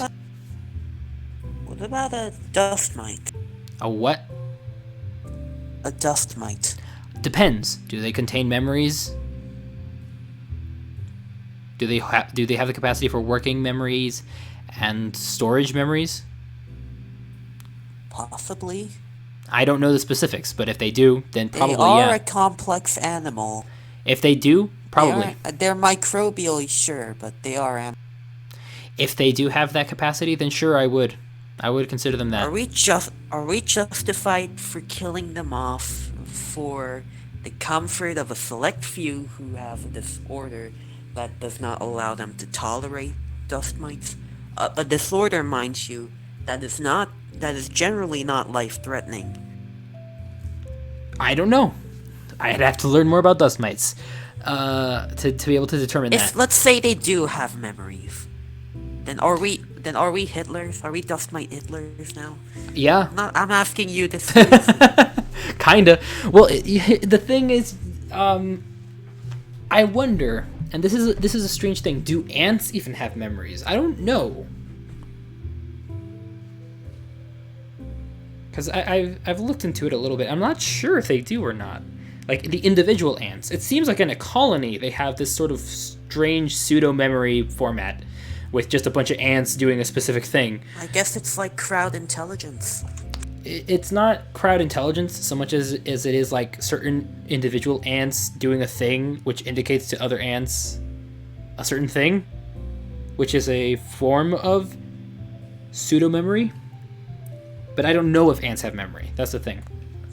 May I make a joke that might get us demonetized and possibly We don't demonized? We're not monetized, so go ahead. Oh. Alright. Hail Hortler, he shall protect us from the dust mite unter... Hortler. What the fuck? Oh, that's a weird thing. Hortler who... Hortler who to who? Then. Hortler who to who? Oh boy. So yeah, it's this complicated situation where, like, my weird definition of person extends to that of animals. And is it ridiculous? I don't really know. Like, maybe it has to contain something extra for it to make more sense, but at the moment that's my working definition. may I make another joke? I mean, I guess so. I was hoping for another rebuttal of some kind. I'll get to that later, but look. RPG heard a who. A dust mite is a dust mite no matter how small, and is a person. Is that the sleep loss laughing, or... No, I just think that's actually funny. enjoying? Just imagining that being the justification. It does sound like a little bit ridiculous. I feel like I'm missing something in my definition. It kinda does, but we'll talk about that in another episode. Yeah, I think so. Because I feel like something's missing. If there is something that I am missing, memory is definitely a core part of it, though. What about emotion? That I'm not sure about, because do What all about a animals have certain emotion? And what about computers? That's the other thing, because computers, when do you consider them a person or not? Oh god, this is no longer about vegetarian. Exactly. So that's the thing. That's the reason I got to that conclusion. Because of things like computers, I had to come up with a reason to. It was less so about personhood, and more so about consciousness. Are we evil for uninstalling that one annoying program? No. Are we mass murderers? In my mind, when you do something like uninstall a program, it's more like I mean, there's no real proper analog for it, but it's like when you like hitting a kid on the head so he forgets how to play piano. Oh no! I mean, actually, it's not as it's not as traumatic, but Oh, it's. I think I have an idea. I think I have a solution to this. They have to have the self-awareness to know that they are alive and that they are an individual. But that only extends to like 4 classes of animal. Oh, well, I guess that's true. That only extends to like dolphins, chimpanzees, gorillas, and humans, Honestly, and elephants. by my standards, I think that's an okay definition. It's not Like so much. India defines dolphins as non-human persons. I tend to agree. I'm just trying to put it in more of a context though, because it's more of a because that whole self-awareness thing, it depends on what you mean by self-awareness. I guess so, but... Right? Because it doesn't mean just being aware of things like pain and your own emotions? Being able to feel them? Is that it? Is that all you need? I mean like being aware of your own existence. Being aware that you are an individual. Again, that applies to so few animals that it would completely and I not agree apply that... to things like vegetarianism. Yeah, I guess, but it would completely. I agree with that definition. I only think that those animals intelligent enough to have self-awareness count as people. Okay. Then I guess it's less about personhood in this case, because, well, it's hard to say when that actually happens, but more about consciousness. Being conscious in general. Not necessarily not necessarily aware of your own consciousness, but conscious. You know? You can be conscious and not aware of your own consciousness. You know that, right? That is a thing. Animals are clearly conscious. That's a thing. Animals are clearly conscious, but perhaps not self-conscious. Right? Yeah. So if we can agree on that, then yes, my definition still holds. I guess the personhood part still requires some kinks, but in terms of consciousness, my thing, I think, still applies. Right. I think. I don't know where to... I'm just saying, that whole consciousness argument, at least for me, which is part of the whole ethics thing, because of how I define consciousness, and I guess by contrast personhood, which maybe has a couple extra properties in there, but just consciousness itself, the way that I define it, sort of determines how I can convince myself that it's fine to kill or eat animals. Okay, Horton. I mean, I don't know if you disagree. Like, if it has consciousness, does that mean we shouldn't hurt it? Should hurt it? I don't like suffering, and I know they can. I think I'm too sleep deprived to consider this at the moment. I guess so. Then, not sure if we should cut it off or like leave it for the next, or just hammer through the next few. Let's just hammer through the next few the best we can. All right, let's hammer through the last two topics as best we can. No hypothesis or conclusion needed. Basically, there's a lot of arguments for being a vegetarian or a vegan, and we just suck at doing the right thing. That's basically how it goes. Welcome to humanity, my friend. Where we have a very hard time doing the right thing. It's tough, man. Like, it's just really tough. Going vegan or vegetarian is just not easy. What if we shouldn't fear hell? What if we are the hell? Oh, I'm 14 and this is deep. I'm sorry. I'm 14 and this is deep. There we go. I'm sorry. That was terrible. What? Yeah. I'll go submit myself to the Gestapo / Just go to the subreddit. I'm 14 and this is deep. Yeah, it's the best. It's one of the best subreddits. And I thought you weren't a redditor. And keep in mind, dude, you're only 2 years older than them, so if you're laughing at them, holy shit. Oh god, I feel terrible now. But have fun looking at it. I think there's like, I'm 17 and this is deep, man, so it's like, I'm 16. So. Yeah, so let's see if you identify with those. Oh wow, would you look at that? The price of rope just dropped. This was idiotic time to hang myself. Oh wow, 90% discount in Walmart. Perfect. Anyways. I'll try my best, even though I'm just an avocado.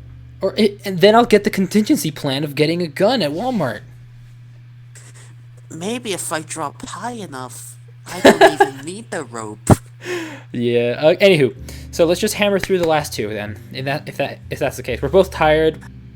We kind of need more time to cover a lot of other topics that are important. Has a political movement for them worked so far? If so, why? What do you think? I mean, humans are beholden to their base desires, and one of their base desires is craving high-calorie foods. So no, it's not working. Are you sure? Because it used to not exist before. Well... It now exists, and it has thousands of people, possibly hundreds of thousands of people within it. I mean, I guess it does, but there's still a minority. That is true. It does, but it does exist, right? And yeah, it does exist. And it's noticeable enough because people are actually making memes about it. I think the only way they're gonna make any significant progress is not to promote full veganism, but to promote, like, vegetarian less meat lifestyle. Consumption for the well, no, not even that. More like just eat meat less for the sake of the planet. Yeah, fair enough.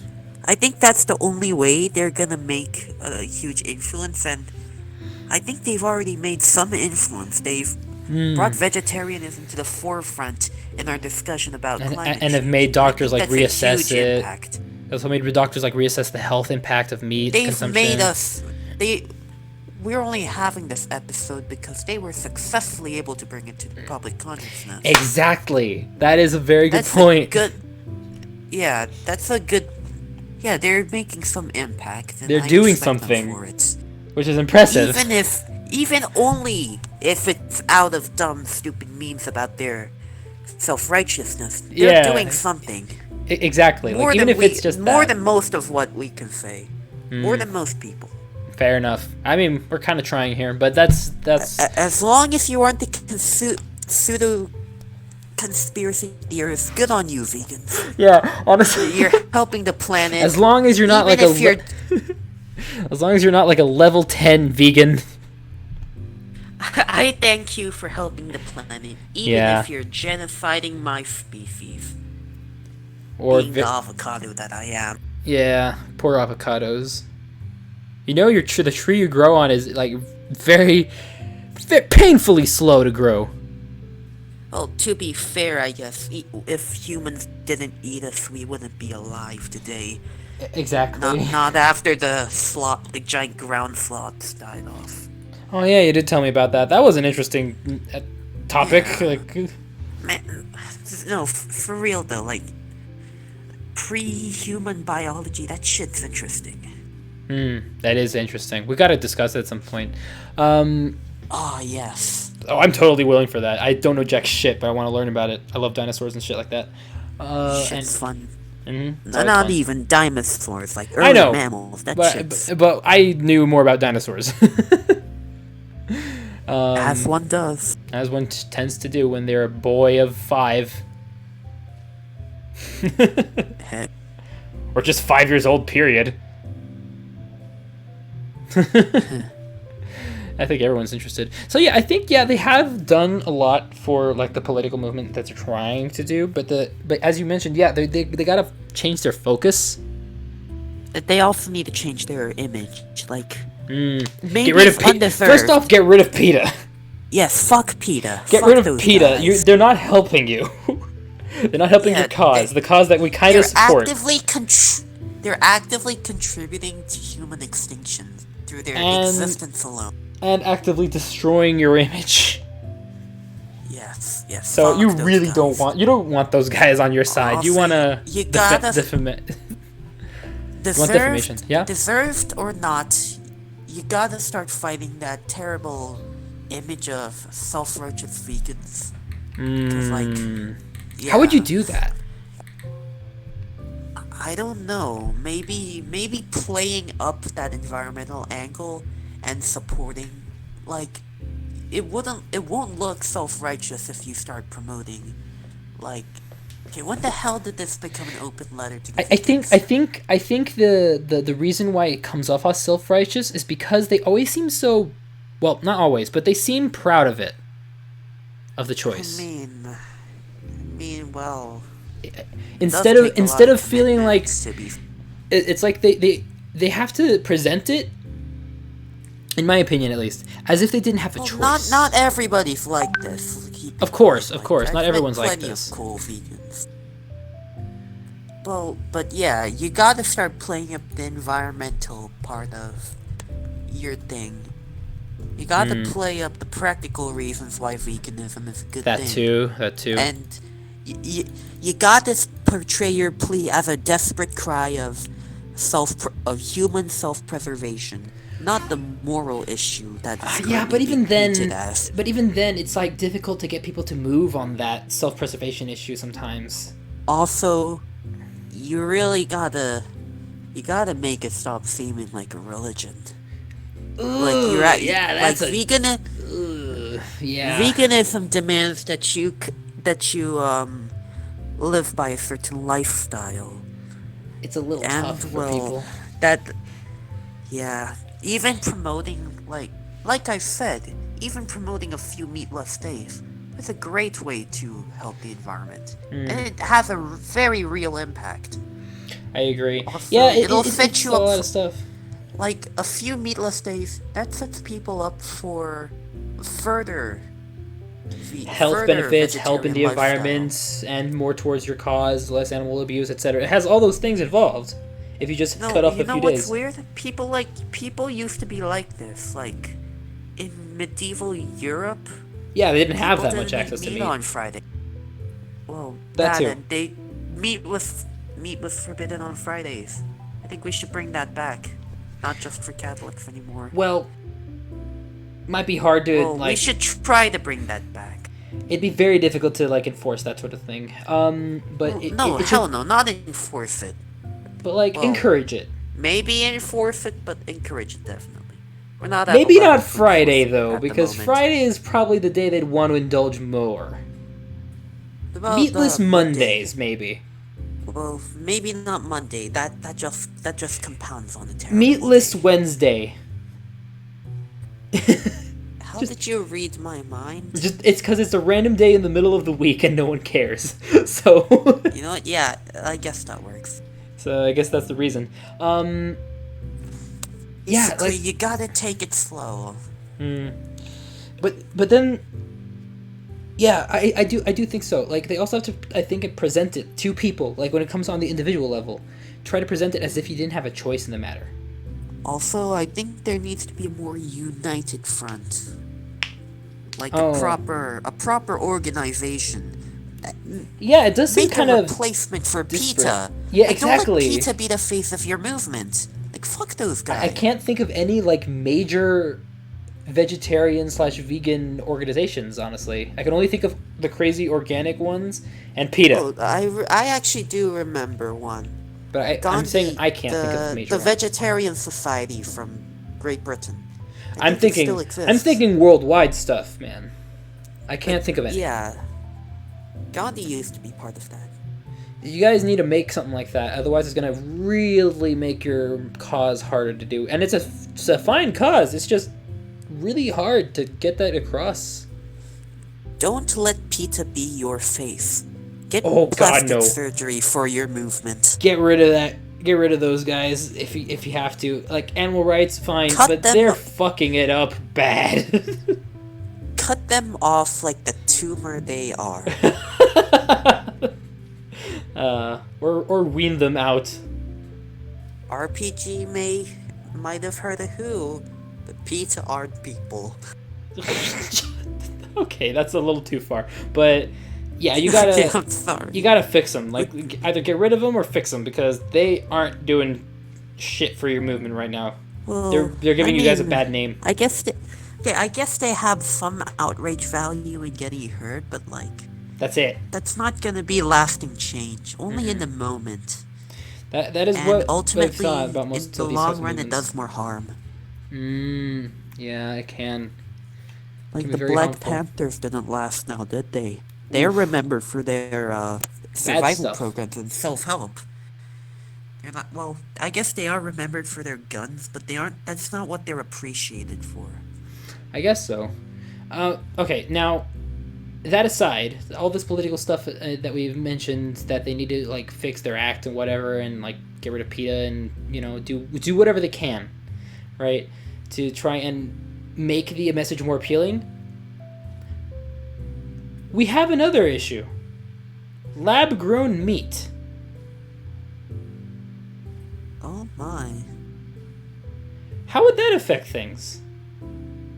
Well, it provides a very real alternative to. A very real alternative to Wasteful the agricultural agriculture. thing, to the ethical thing, to not the dietary thing, but to the cultural thing, climate change thing, the ethics. Not. Well. Not Like the the one- religious thing either. Not the religious or the thing. governmental or the dietary things, like Well, the least maybe convincing ones. for some parts of the religious thing, but not Maybe, Catholicism, at least. maybe, but like the three least Like convincing ones still kind of Catholics stay there. actively eschew false meat. They see it as flouting the rules. That's so silly.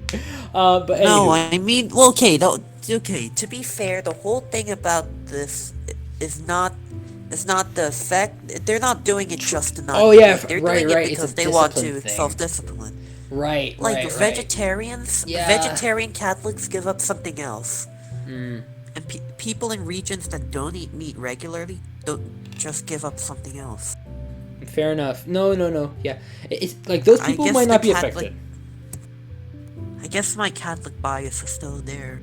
Probably, but it makes sense. Like at the very least, like the religious, the governmental thing, and the dietary things won't change much and won't get much better.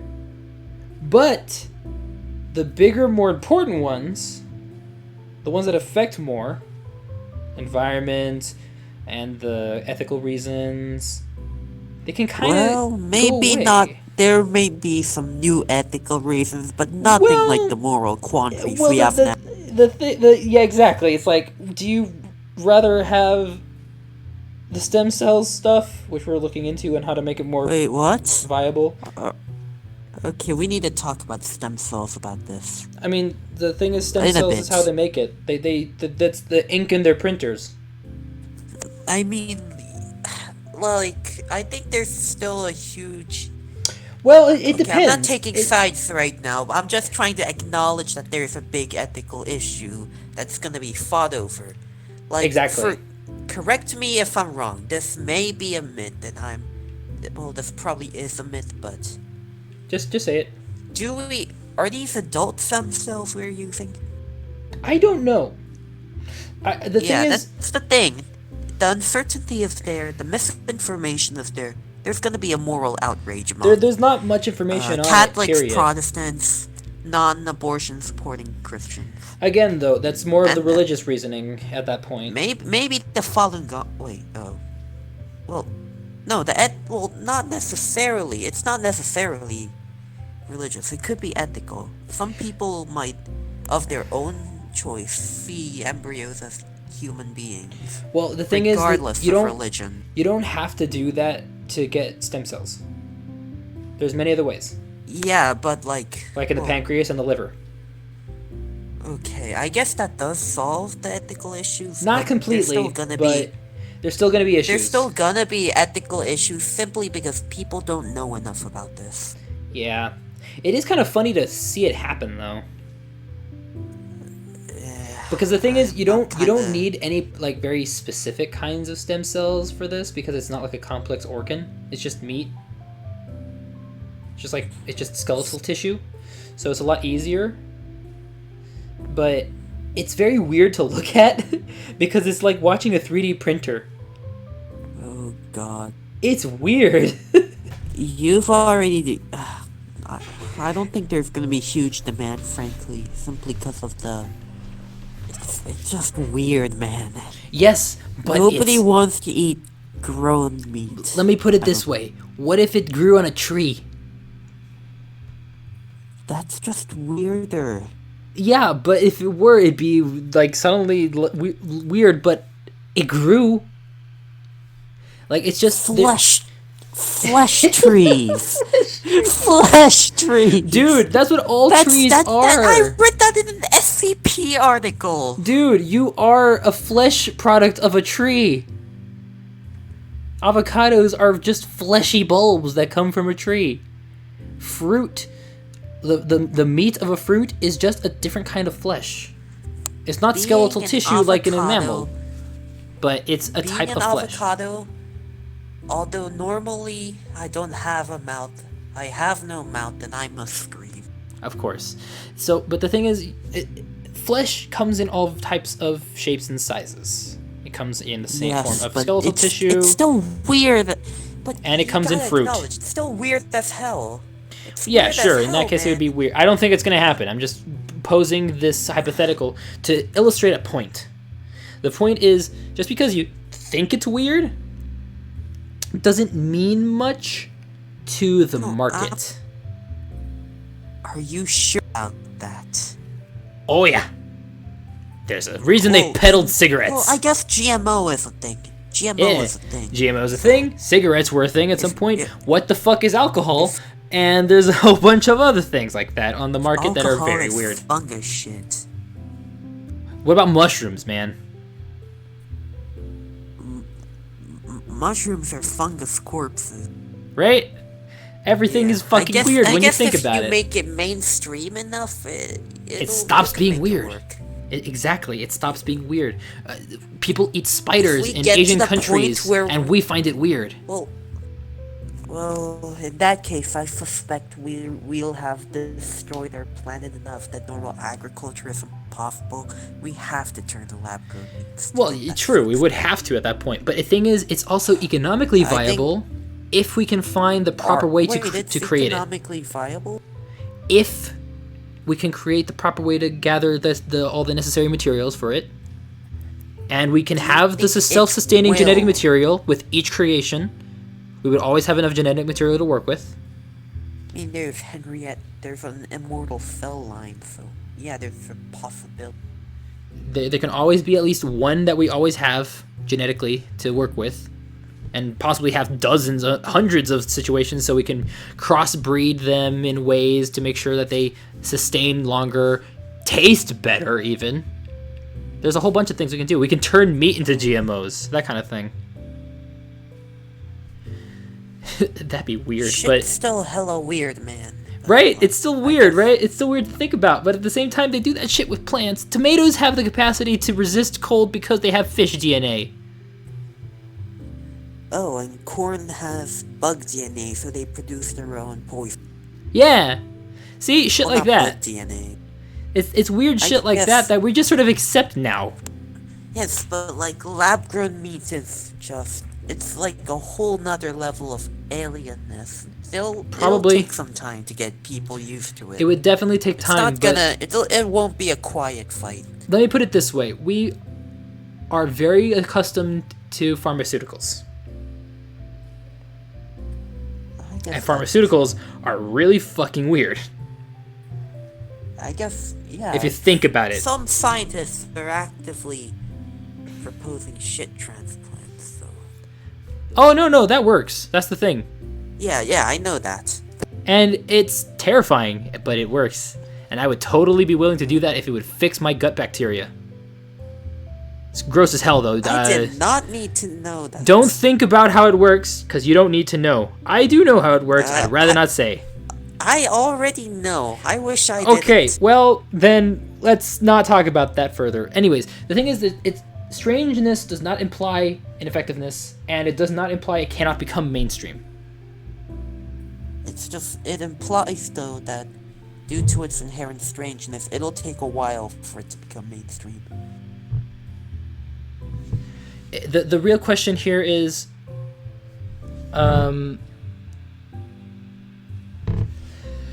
there's how do I put this?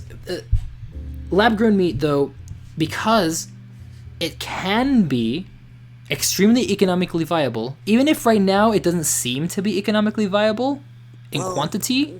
Do you The thing think is, it will be I think it will economically be. viable at some point in the future? It became Is there economically a- viable is there enough a to good test chance? it. I guess. It became viable enough to test it with a 3D printer. Man, it's still weird that...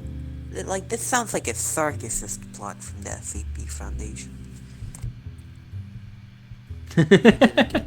I guess it can, but it's like lab-grown meat is very strange, but we have to learn to accept it, because if it becomes economically viable, the entire agricultural system is going to collapse.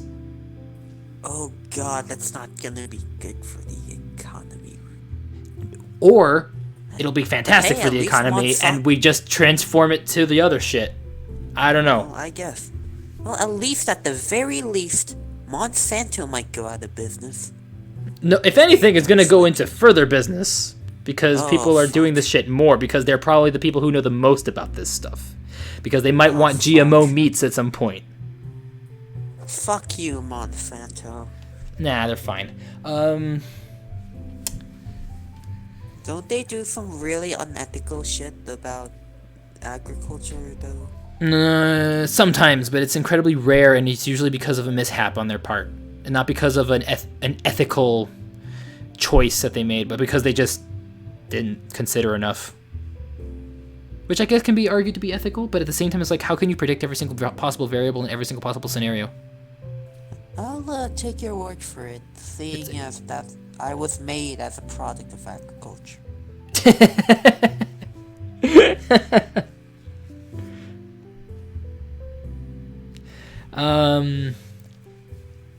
It would be very difficult to live that I was made as a product of unethical behavior. Well, I'm not gonna bring it up, but there are some kids who were born due to unethical situations. Oh god, I'm sorry. Yeah. That was terrible. Yeah, I know. Oh god. Yeah. I that- just thought of that. Yeah. Oh jeez. Well, yeah, I guess it is hard to live like that because of all the stigma. There's a lot of stuff like that, but in the end, does God. lab-grown meat help the vegetarians for their cause if it were to become more mainstream, or does it hurt them? I mean, I think it would help them. It It'll suddenly dude, become a dude, I whole just lot thought of more something. easier. What? I just thought, what if the lab-grown meat was all Kobe beef? You know, the really good Then- shit from Japan. I don't think that would happen simply because Japan would just send a bunch of ninjas to kill everybody involved. Okay, but realistically though, technically they No, could but, have like, that advantage. It won't be called Kobe beef. No, It won't it'd be called that, no. it'd be called something completely different. But they could like get a sample. No, but like there's still a status symbol that's attached to Kobe beef. And they could pretend that it's something different. Isn't that just like? Well, Not I guess really. you could check. Like it guess can't be it's that, right? possible. It's possible to do that. You'll have to attach a huge price tag to it, but you can make it work. Or you don't have to. No, And you but can you have run to, the market. Because there's a status symbol attached to Kobe beef. It's attached You to need the rep- growth process of Kobe beef and the geolocation of it. It's attached to the price tag. But the they're price very tag cheap. comes from the geolocation, the grazing, and the care that goes into every single cow. So you would want to replicate that price tag so the status effect remains. Why would you bother with that if the product Because maintains the quality? But listen to me. I'm not this is talking about how- status here. I'm talking about the accessibility and the popularity of this new lab meat that happens to taste better than Yeah, it anything would- else on the market. You know what? That's a good point. And I'm an avocado. So I'm an avocado. So what do I know about? No, it's fair. No, it's just like I think like if they decided, oh, let's just take a sample of Kobe beef and make a shit ton of it without the need for all that cow stuff. That's how they start. That's how the Japanese. That's how the Japanese begin their war on America. That's how World War III starts. Suddenly, high-level Monsanto officials are found dead. Oh god. 3 bullets in the back of the head. And we find out Japan is from a developing Japanese-made kaijus. assault rifle. We find out that they're developing kaiju. GMO kaiju.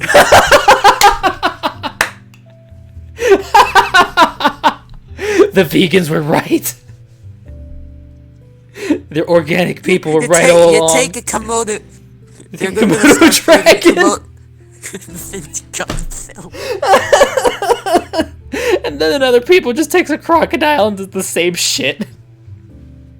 No, we take like a bald eagle, and make our own kaiju. Oh my god.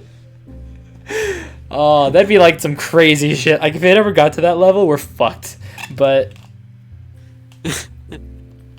yeah, I think that would further the It'll be cause. the most awesome fucking though. Like shit, man. Yeah, it would be If kind that's of how neat. the planet dies, that's a whole lot better than burning out as global warming. Yeah, a little bit. It would be more interesting at least. We like kickstart the next Carboniferous era.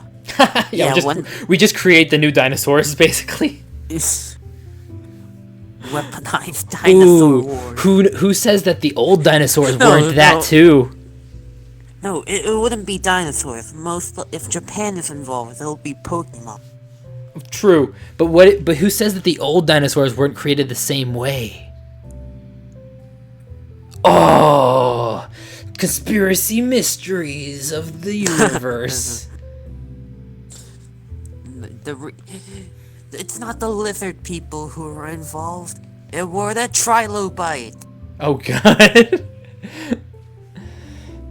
No, but seriously, the lab-grown meat, I don't know what effect it would have on the vegetarian movement. Would it like undermine I think their? I read a thread about this. Hmm? They were mostly. I read a thread about this on Reddit. Hmm? They were cool with it. Lab-grown Yeah, that's the thing, right? It's because they care more about it because of the ethical and environmental reasons. meat. It's no longer a religion now. Yeah, at that Like, point it's a it whole wouldn't- lot more easier to adopt as a lifestyle. Exactly. You just have to be willing to buy the expensive lab meat. But hell, it might be won't better than normal meat, expensive for long. and it wouldn't be expensive for very long. That's true. Oh shit! I just realized. What? Like, if you don't grow lab meat and standard meat anymore, now you can make all sorts of meat. Exactly. Technically, you can make lizard meat and market it as Oh my Godzilla god! steaks. Oh. Yeah, now you could have weird ass fucking meat without having to hurt the animal. Godzilla steak Shark meat. in your supermarket. Shark Oh, meat, dude. shit. Dude. China would be all over that. Crocodile meat for Florida. And you know what would be great about that? You wouldn't just have to have Endangered chickens, man. You could species. have No bald more eagles. Pandas. No more shark. Panda. You could eat Yeah. a panda without having to hurt a panda. You know what? I look forward to that simply because, from personal experience, there is no meat like panda in this world. I've never tried it. I really haven't. Oh, you must. Okay. You want my dealer? No, not yet. No, I want to know when the lab meat of that comes out. Then I'll try it. You can make like mythical, like not even real stuff, like Oh my unicorns. god, they could, couldn't they? They could just make up dragon meat. Korea would just start pumping out dog meat. I mean, they could. But the real question is, would anyone buy it? Better Dude, than a stray face. dude, Minotaur meat? Oh god. Bald eagle meat. Like, they could just create meats. Like, this whole GMO thing could just blow it open and they can create their own weird mixes of meats. And then you get dragon meat, which is like slightly spicy. That would be amazing for the environment, simply because we won't have to harvest Any animals. endangered species for meat anymore. Like, literally, the only thing we'd have to do... The only thing we'd have to really do for, like, that stuff is, like, pinch them a little bit to get the DNA. You could... this could be a whole lot more efficient way to produce insulin.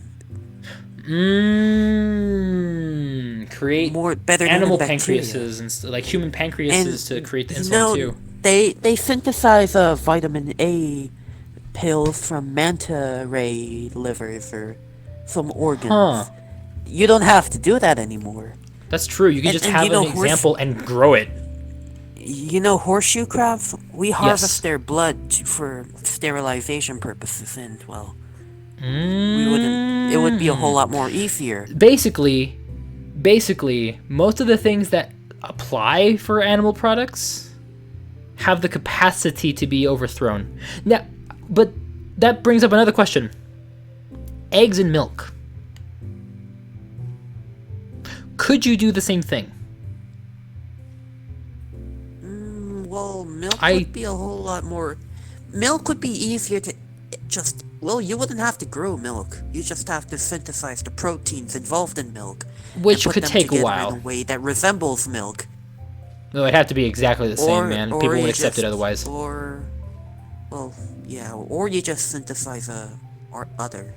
Oh, ew. Ew, I don't want to see that, but yeah, that could work. I mean, we already make artificial wombs, so...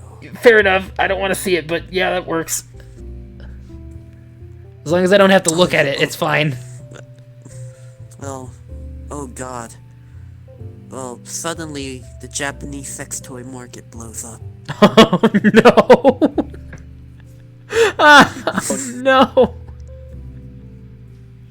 Lab meat has way more implications than we first thought. Yes, it's meat after all. I still want to eat the dragon meat, though. I still want to eat the dragon meat. Suddenly, you know what else is interesting, though? No, wait, hold up. Suddenly, the bad dragon dildos are a whole lot more realistic. Oh, God, no! No! No! God, no! Now? Shit. The difference between having a good meal and a good time is where you put the product. Oh, shit, man. Okay, well, the problem there is that they rot. You know, that's true. So it probably wouldn't be a sustainable business product. That might be part product. of the charm for certain customers. Ew! But... possibly. And I'd rather not talk about that because they're very specific kinds of people. But here's another thing that covers other specific kinds of people. You know how there's cannibals? People who actually want to eat other people? Because I guess they have a weird predisposition? I would know. I know, but I'm just saying, like, serious, like, actual people who are cannibals and want to be. I mean, yeah, some guy got arrested for eating his own dick. Ew. Fair enough. And, well, the court decided that he has the right to eat his own dick. Fair enough. But the idea is, you could yeah, so the guy sat down in the courtroom steps, started eating his own dick. Lovely. But what I'm trying to get at is those edge cases, those specific cases that generally would never really happen. We can now take into consideration to provide a possibility of an outlet. Well, how many? Not many. Cannibalism It wouldn't. traditionally, yeah. It's There are there very few people who eat cannibalism. that want to eat like cannibals. The thing is, they don't have the means. No, but there's people who Even genetically, for some reason, want to, and it's very strange. isn't most cannibalism ritual and practicing? Most of it, yes, but some of it isn't. Even today, in certain parts of Africa, there are certain warlords who consume cannibalism as a ritualistic thing.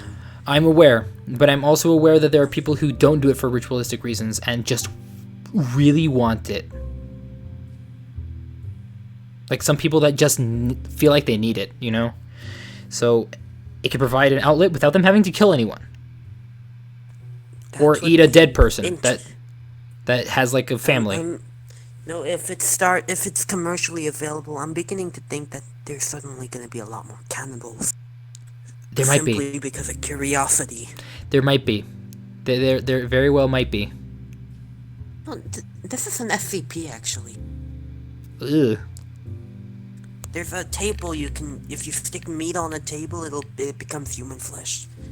And some rich fucks started selling it to other rich fucks so they could experience cannibalism without having to kill any.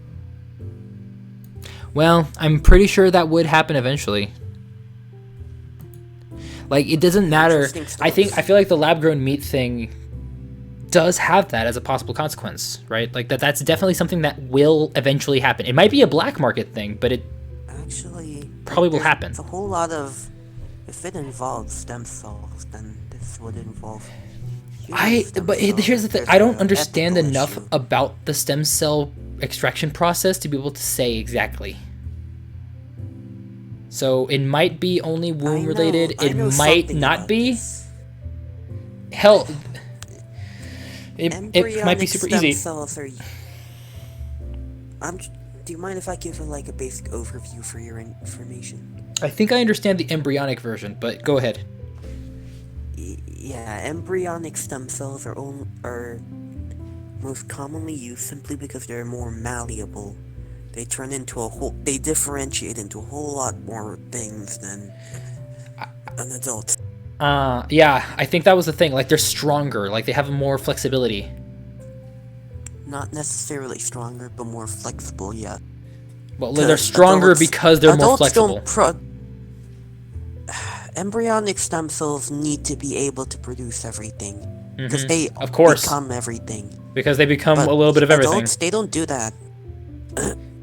But the thing is, are there other types of stem cells that could work for skeletal tissue? Couldn't. Because we do heal. So is that a product of random things that are not stem cell related, or is it something that we can easily extract and synthesize? Don't we already extract adult stem cells, though? A little bit, yeah. But it's more of a question of how invasive is it, and how much of it can we get? Not just humans, I'm just talking in general. Do you want me to take a look? Honestly, it's getting close to nighttime, but it's a little late. I believe this is... Okay, from the top of my head, this is marrow related, so it's pretty invasive. Yeah. You know marrow transplants? Mm-hmm. That's the thing. They suck. Yeah. Okay, so... Possible, but difficult. I think is the thing is they have to figure out a way to synthesize it. If they can figure out a way to synthesize it, then they're golden. Yes, then I think that's what most of the research is trying to go for. Like, most of the stem cell research is trying to just get them so that they can use them, see what they can do, and then figure out how the fuck to make them. Yo, if we could start synthesizing blood, like, that would be amazing. Oh, that'd be great, but I won't get my free cookies anymore when I donate blood. I won't get my free whiskey pins anymore. Yeah, I won't get my little I'm a helper badge that I like. You ever heard of the Pint for Pint program? No, but that sounds horrible for you. You donate blood. That sounds horrible for you. Whiskey. Yeah, that sounds horrible for you. Get drunk faster. Yeah, I know. You get drunk faster. It sounds absolutely horrendous That's the for whole you. idea. But it's funny as hell. Now they give out ice cream instead. Yeah, fair enough. Yeah, And, pint for pint. I mean, that way kids can participate too. Well, younger people. Well, no, not kids. Not kids, but younger people. Like teenagers. Yeah, that's interesting. Lab-grown meat has a lot of implications, and I do think it would aid the vegetarian cause because it wouldn't necessarily imply they have to be vegetarian anymore.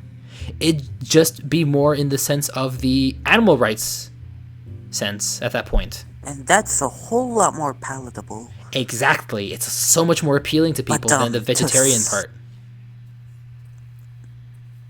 I like being punny. Yeah, so it's a lot more appealing. So It's yeah, let's hope no the lab-grown meat longer helps a religion. lot. Yeah. Let's hope. Let's hope it advances and doesn't go into some crazy shit. Although I am willing to try the dragon meat. What kind of dragon meat?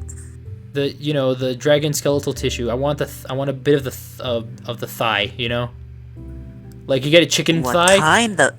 Well, Chicken what kind thigh? of No, thigh? give me a dragon thigh, man. Just slam it on the Will table. it It's be the a size bat? of a cow. Will it be a bad dragon? Dude, it's a thigh. Come on.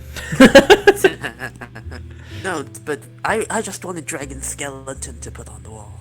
For real. Oh, that'd be terrifying. But it'd be awesome. Or like a dinosaur head for the mantle. Could you imagine dinosaur meat? I mean, chances are they wouldn't be able to find sufficient DNA to even ever get it to that point. But what if they It would did? probably just taste like lizard. Probably would just taste like lizard. Yeah, probably just take like crocodile. Hey, crocodile's pretty good, I've heard, actually. Again, probably would just taste like crocodile then. Yeah, I think we're done. Now we're just talking about what we would do with lab-grown meat. Indeed. And we've been on that for quite a while, so... Man, we went to some weird places today. Yeah, we did, honestly. Some crazy shit. It's a shame this section had to leave. This would be a field day. Hey, he would have loved all this shit. Regardless. I think that's the end of this one. We kind of skipped our framework this time around because we're tired and we wanted to bang through them real quick. So Just like the done. sex toy market right after the advent of lab-grown meat. Yep, exactly. So basically, we kind of agree with the animal rights aspect and like the climate aspect of vegetarianism and veganism. It's the lifestyle aspects that we don't quite understand / don't feel we're capable of. Personally. Well, not to a certain extent. Yeah, to a certain extent we can, but it's the cold turkey aspect, the full on Yeah. that makes it incredibly difficult for us as humans. If you're a cat, like, it's just life. Yeah. Ooh, yeah, we never even got to the topics of things like carnivore and ketogenic diets. Which exist. What the fuck? There's a holy carnivore diet? Yeah. You want to know who's one of the biggest proponents of it? Our good friend Jordan Joe Peterson. Rogan? No, Jordan Peterson. Oh. Joe Rogan is another one, though. I think he's more on the ketogenic side, though. I'm pretty sure Joe Rogan is more of the ketogenic, not the carnivore. We should do a pundit episode. Yes. You have no idea how much I'd love that, but we need more people for that. You enjoyed that way too. It can't just be me. Because I could go on that stuff for hours. I don't know enough about pundits yet, but they're easy to look into, though. There's a lot of them on the internet, and many of them are on YouTube, and very popular. I'm scared to watch that. You can watch the rebuttal videos as well. I can it handle helps. Elon Musk smoking weed on a podcast, but yeah. I don't suggest watching them on Joe Rogan necessarily. Just watch many Philip different Frank. people talking about them. Maybe who agree and others who disagree. That kind of thing. That helps a lot more to get Alright, more I'll of look into a concept if you want to go into that. Anywho, we're done for today. We agree that being a vegetarian or a vegan is admirable. Be less of a dick about it, though. Get rid of PETA. Fix up your image. Keep on moving on. Hey, we don't mean to imply that vegetarians are deservedly dicks. No, Some it's are, not. It's some just that aren't. it comes off that way. It comes off that way sometimes, Yeah. and it's an image that is very hard to shake off. So you got to work on that image. Figure out what the fuck to do about PETA, because PETA and lab-grown meat should hold your support, because it is something that will help in the animal rights. What if PETA's just a Chinese plot to destabilize the climate change front? That sounds like something Trump would say. I thought you were going to say something like, what if... I thought you were going to say, what if PETA was a government attempt a joint to... Chinese Trump. I thought you were going to say something like, what if PETA was a government attempt to destabilize vegetarians? Oh. That would be one hell of a conspiracy, that's for sure. Yeah. Now, the likelihood of that is low, but it'd be funny. It would be funny. That moment when the Republicans and the Chinese work together to destabilize vegetarianism. Ooh, they're going after you guys. No, but seriously, keep on keeping on. Do what you got to do. There's some things you got to change, but overall, we basically support you. Also, fuck PETA. Yeah, fuck PETA. Seriously, don't listen to them. Don't use them. Don't even talk to them. Just don't acknowledge they exist. They're like your weird uncle that you don't even want to talk to. Yes, treat them like the Tiananmen Square massacre. Oh God. Yeah, treat it like it doesn't exist. Yeah, so with that, I think we're gonna sign off now. So, this has been RPG. And very delirious avocado. So yeah, we're gonna see you guys next week. Hopefully we're all more awake and with better internet access that time. And see you in the next one. See ya, kids. Keep fucking China. Good night.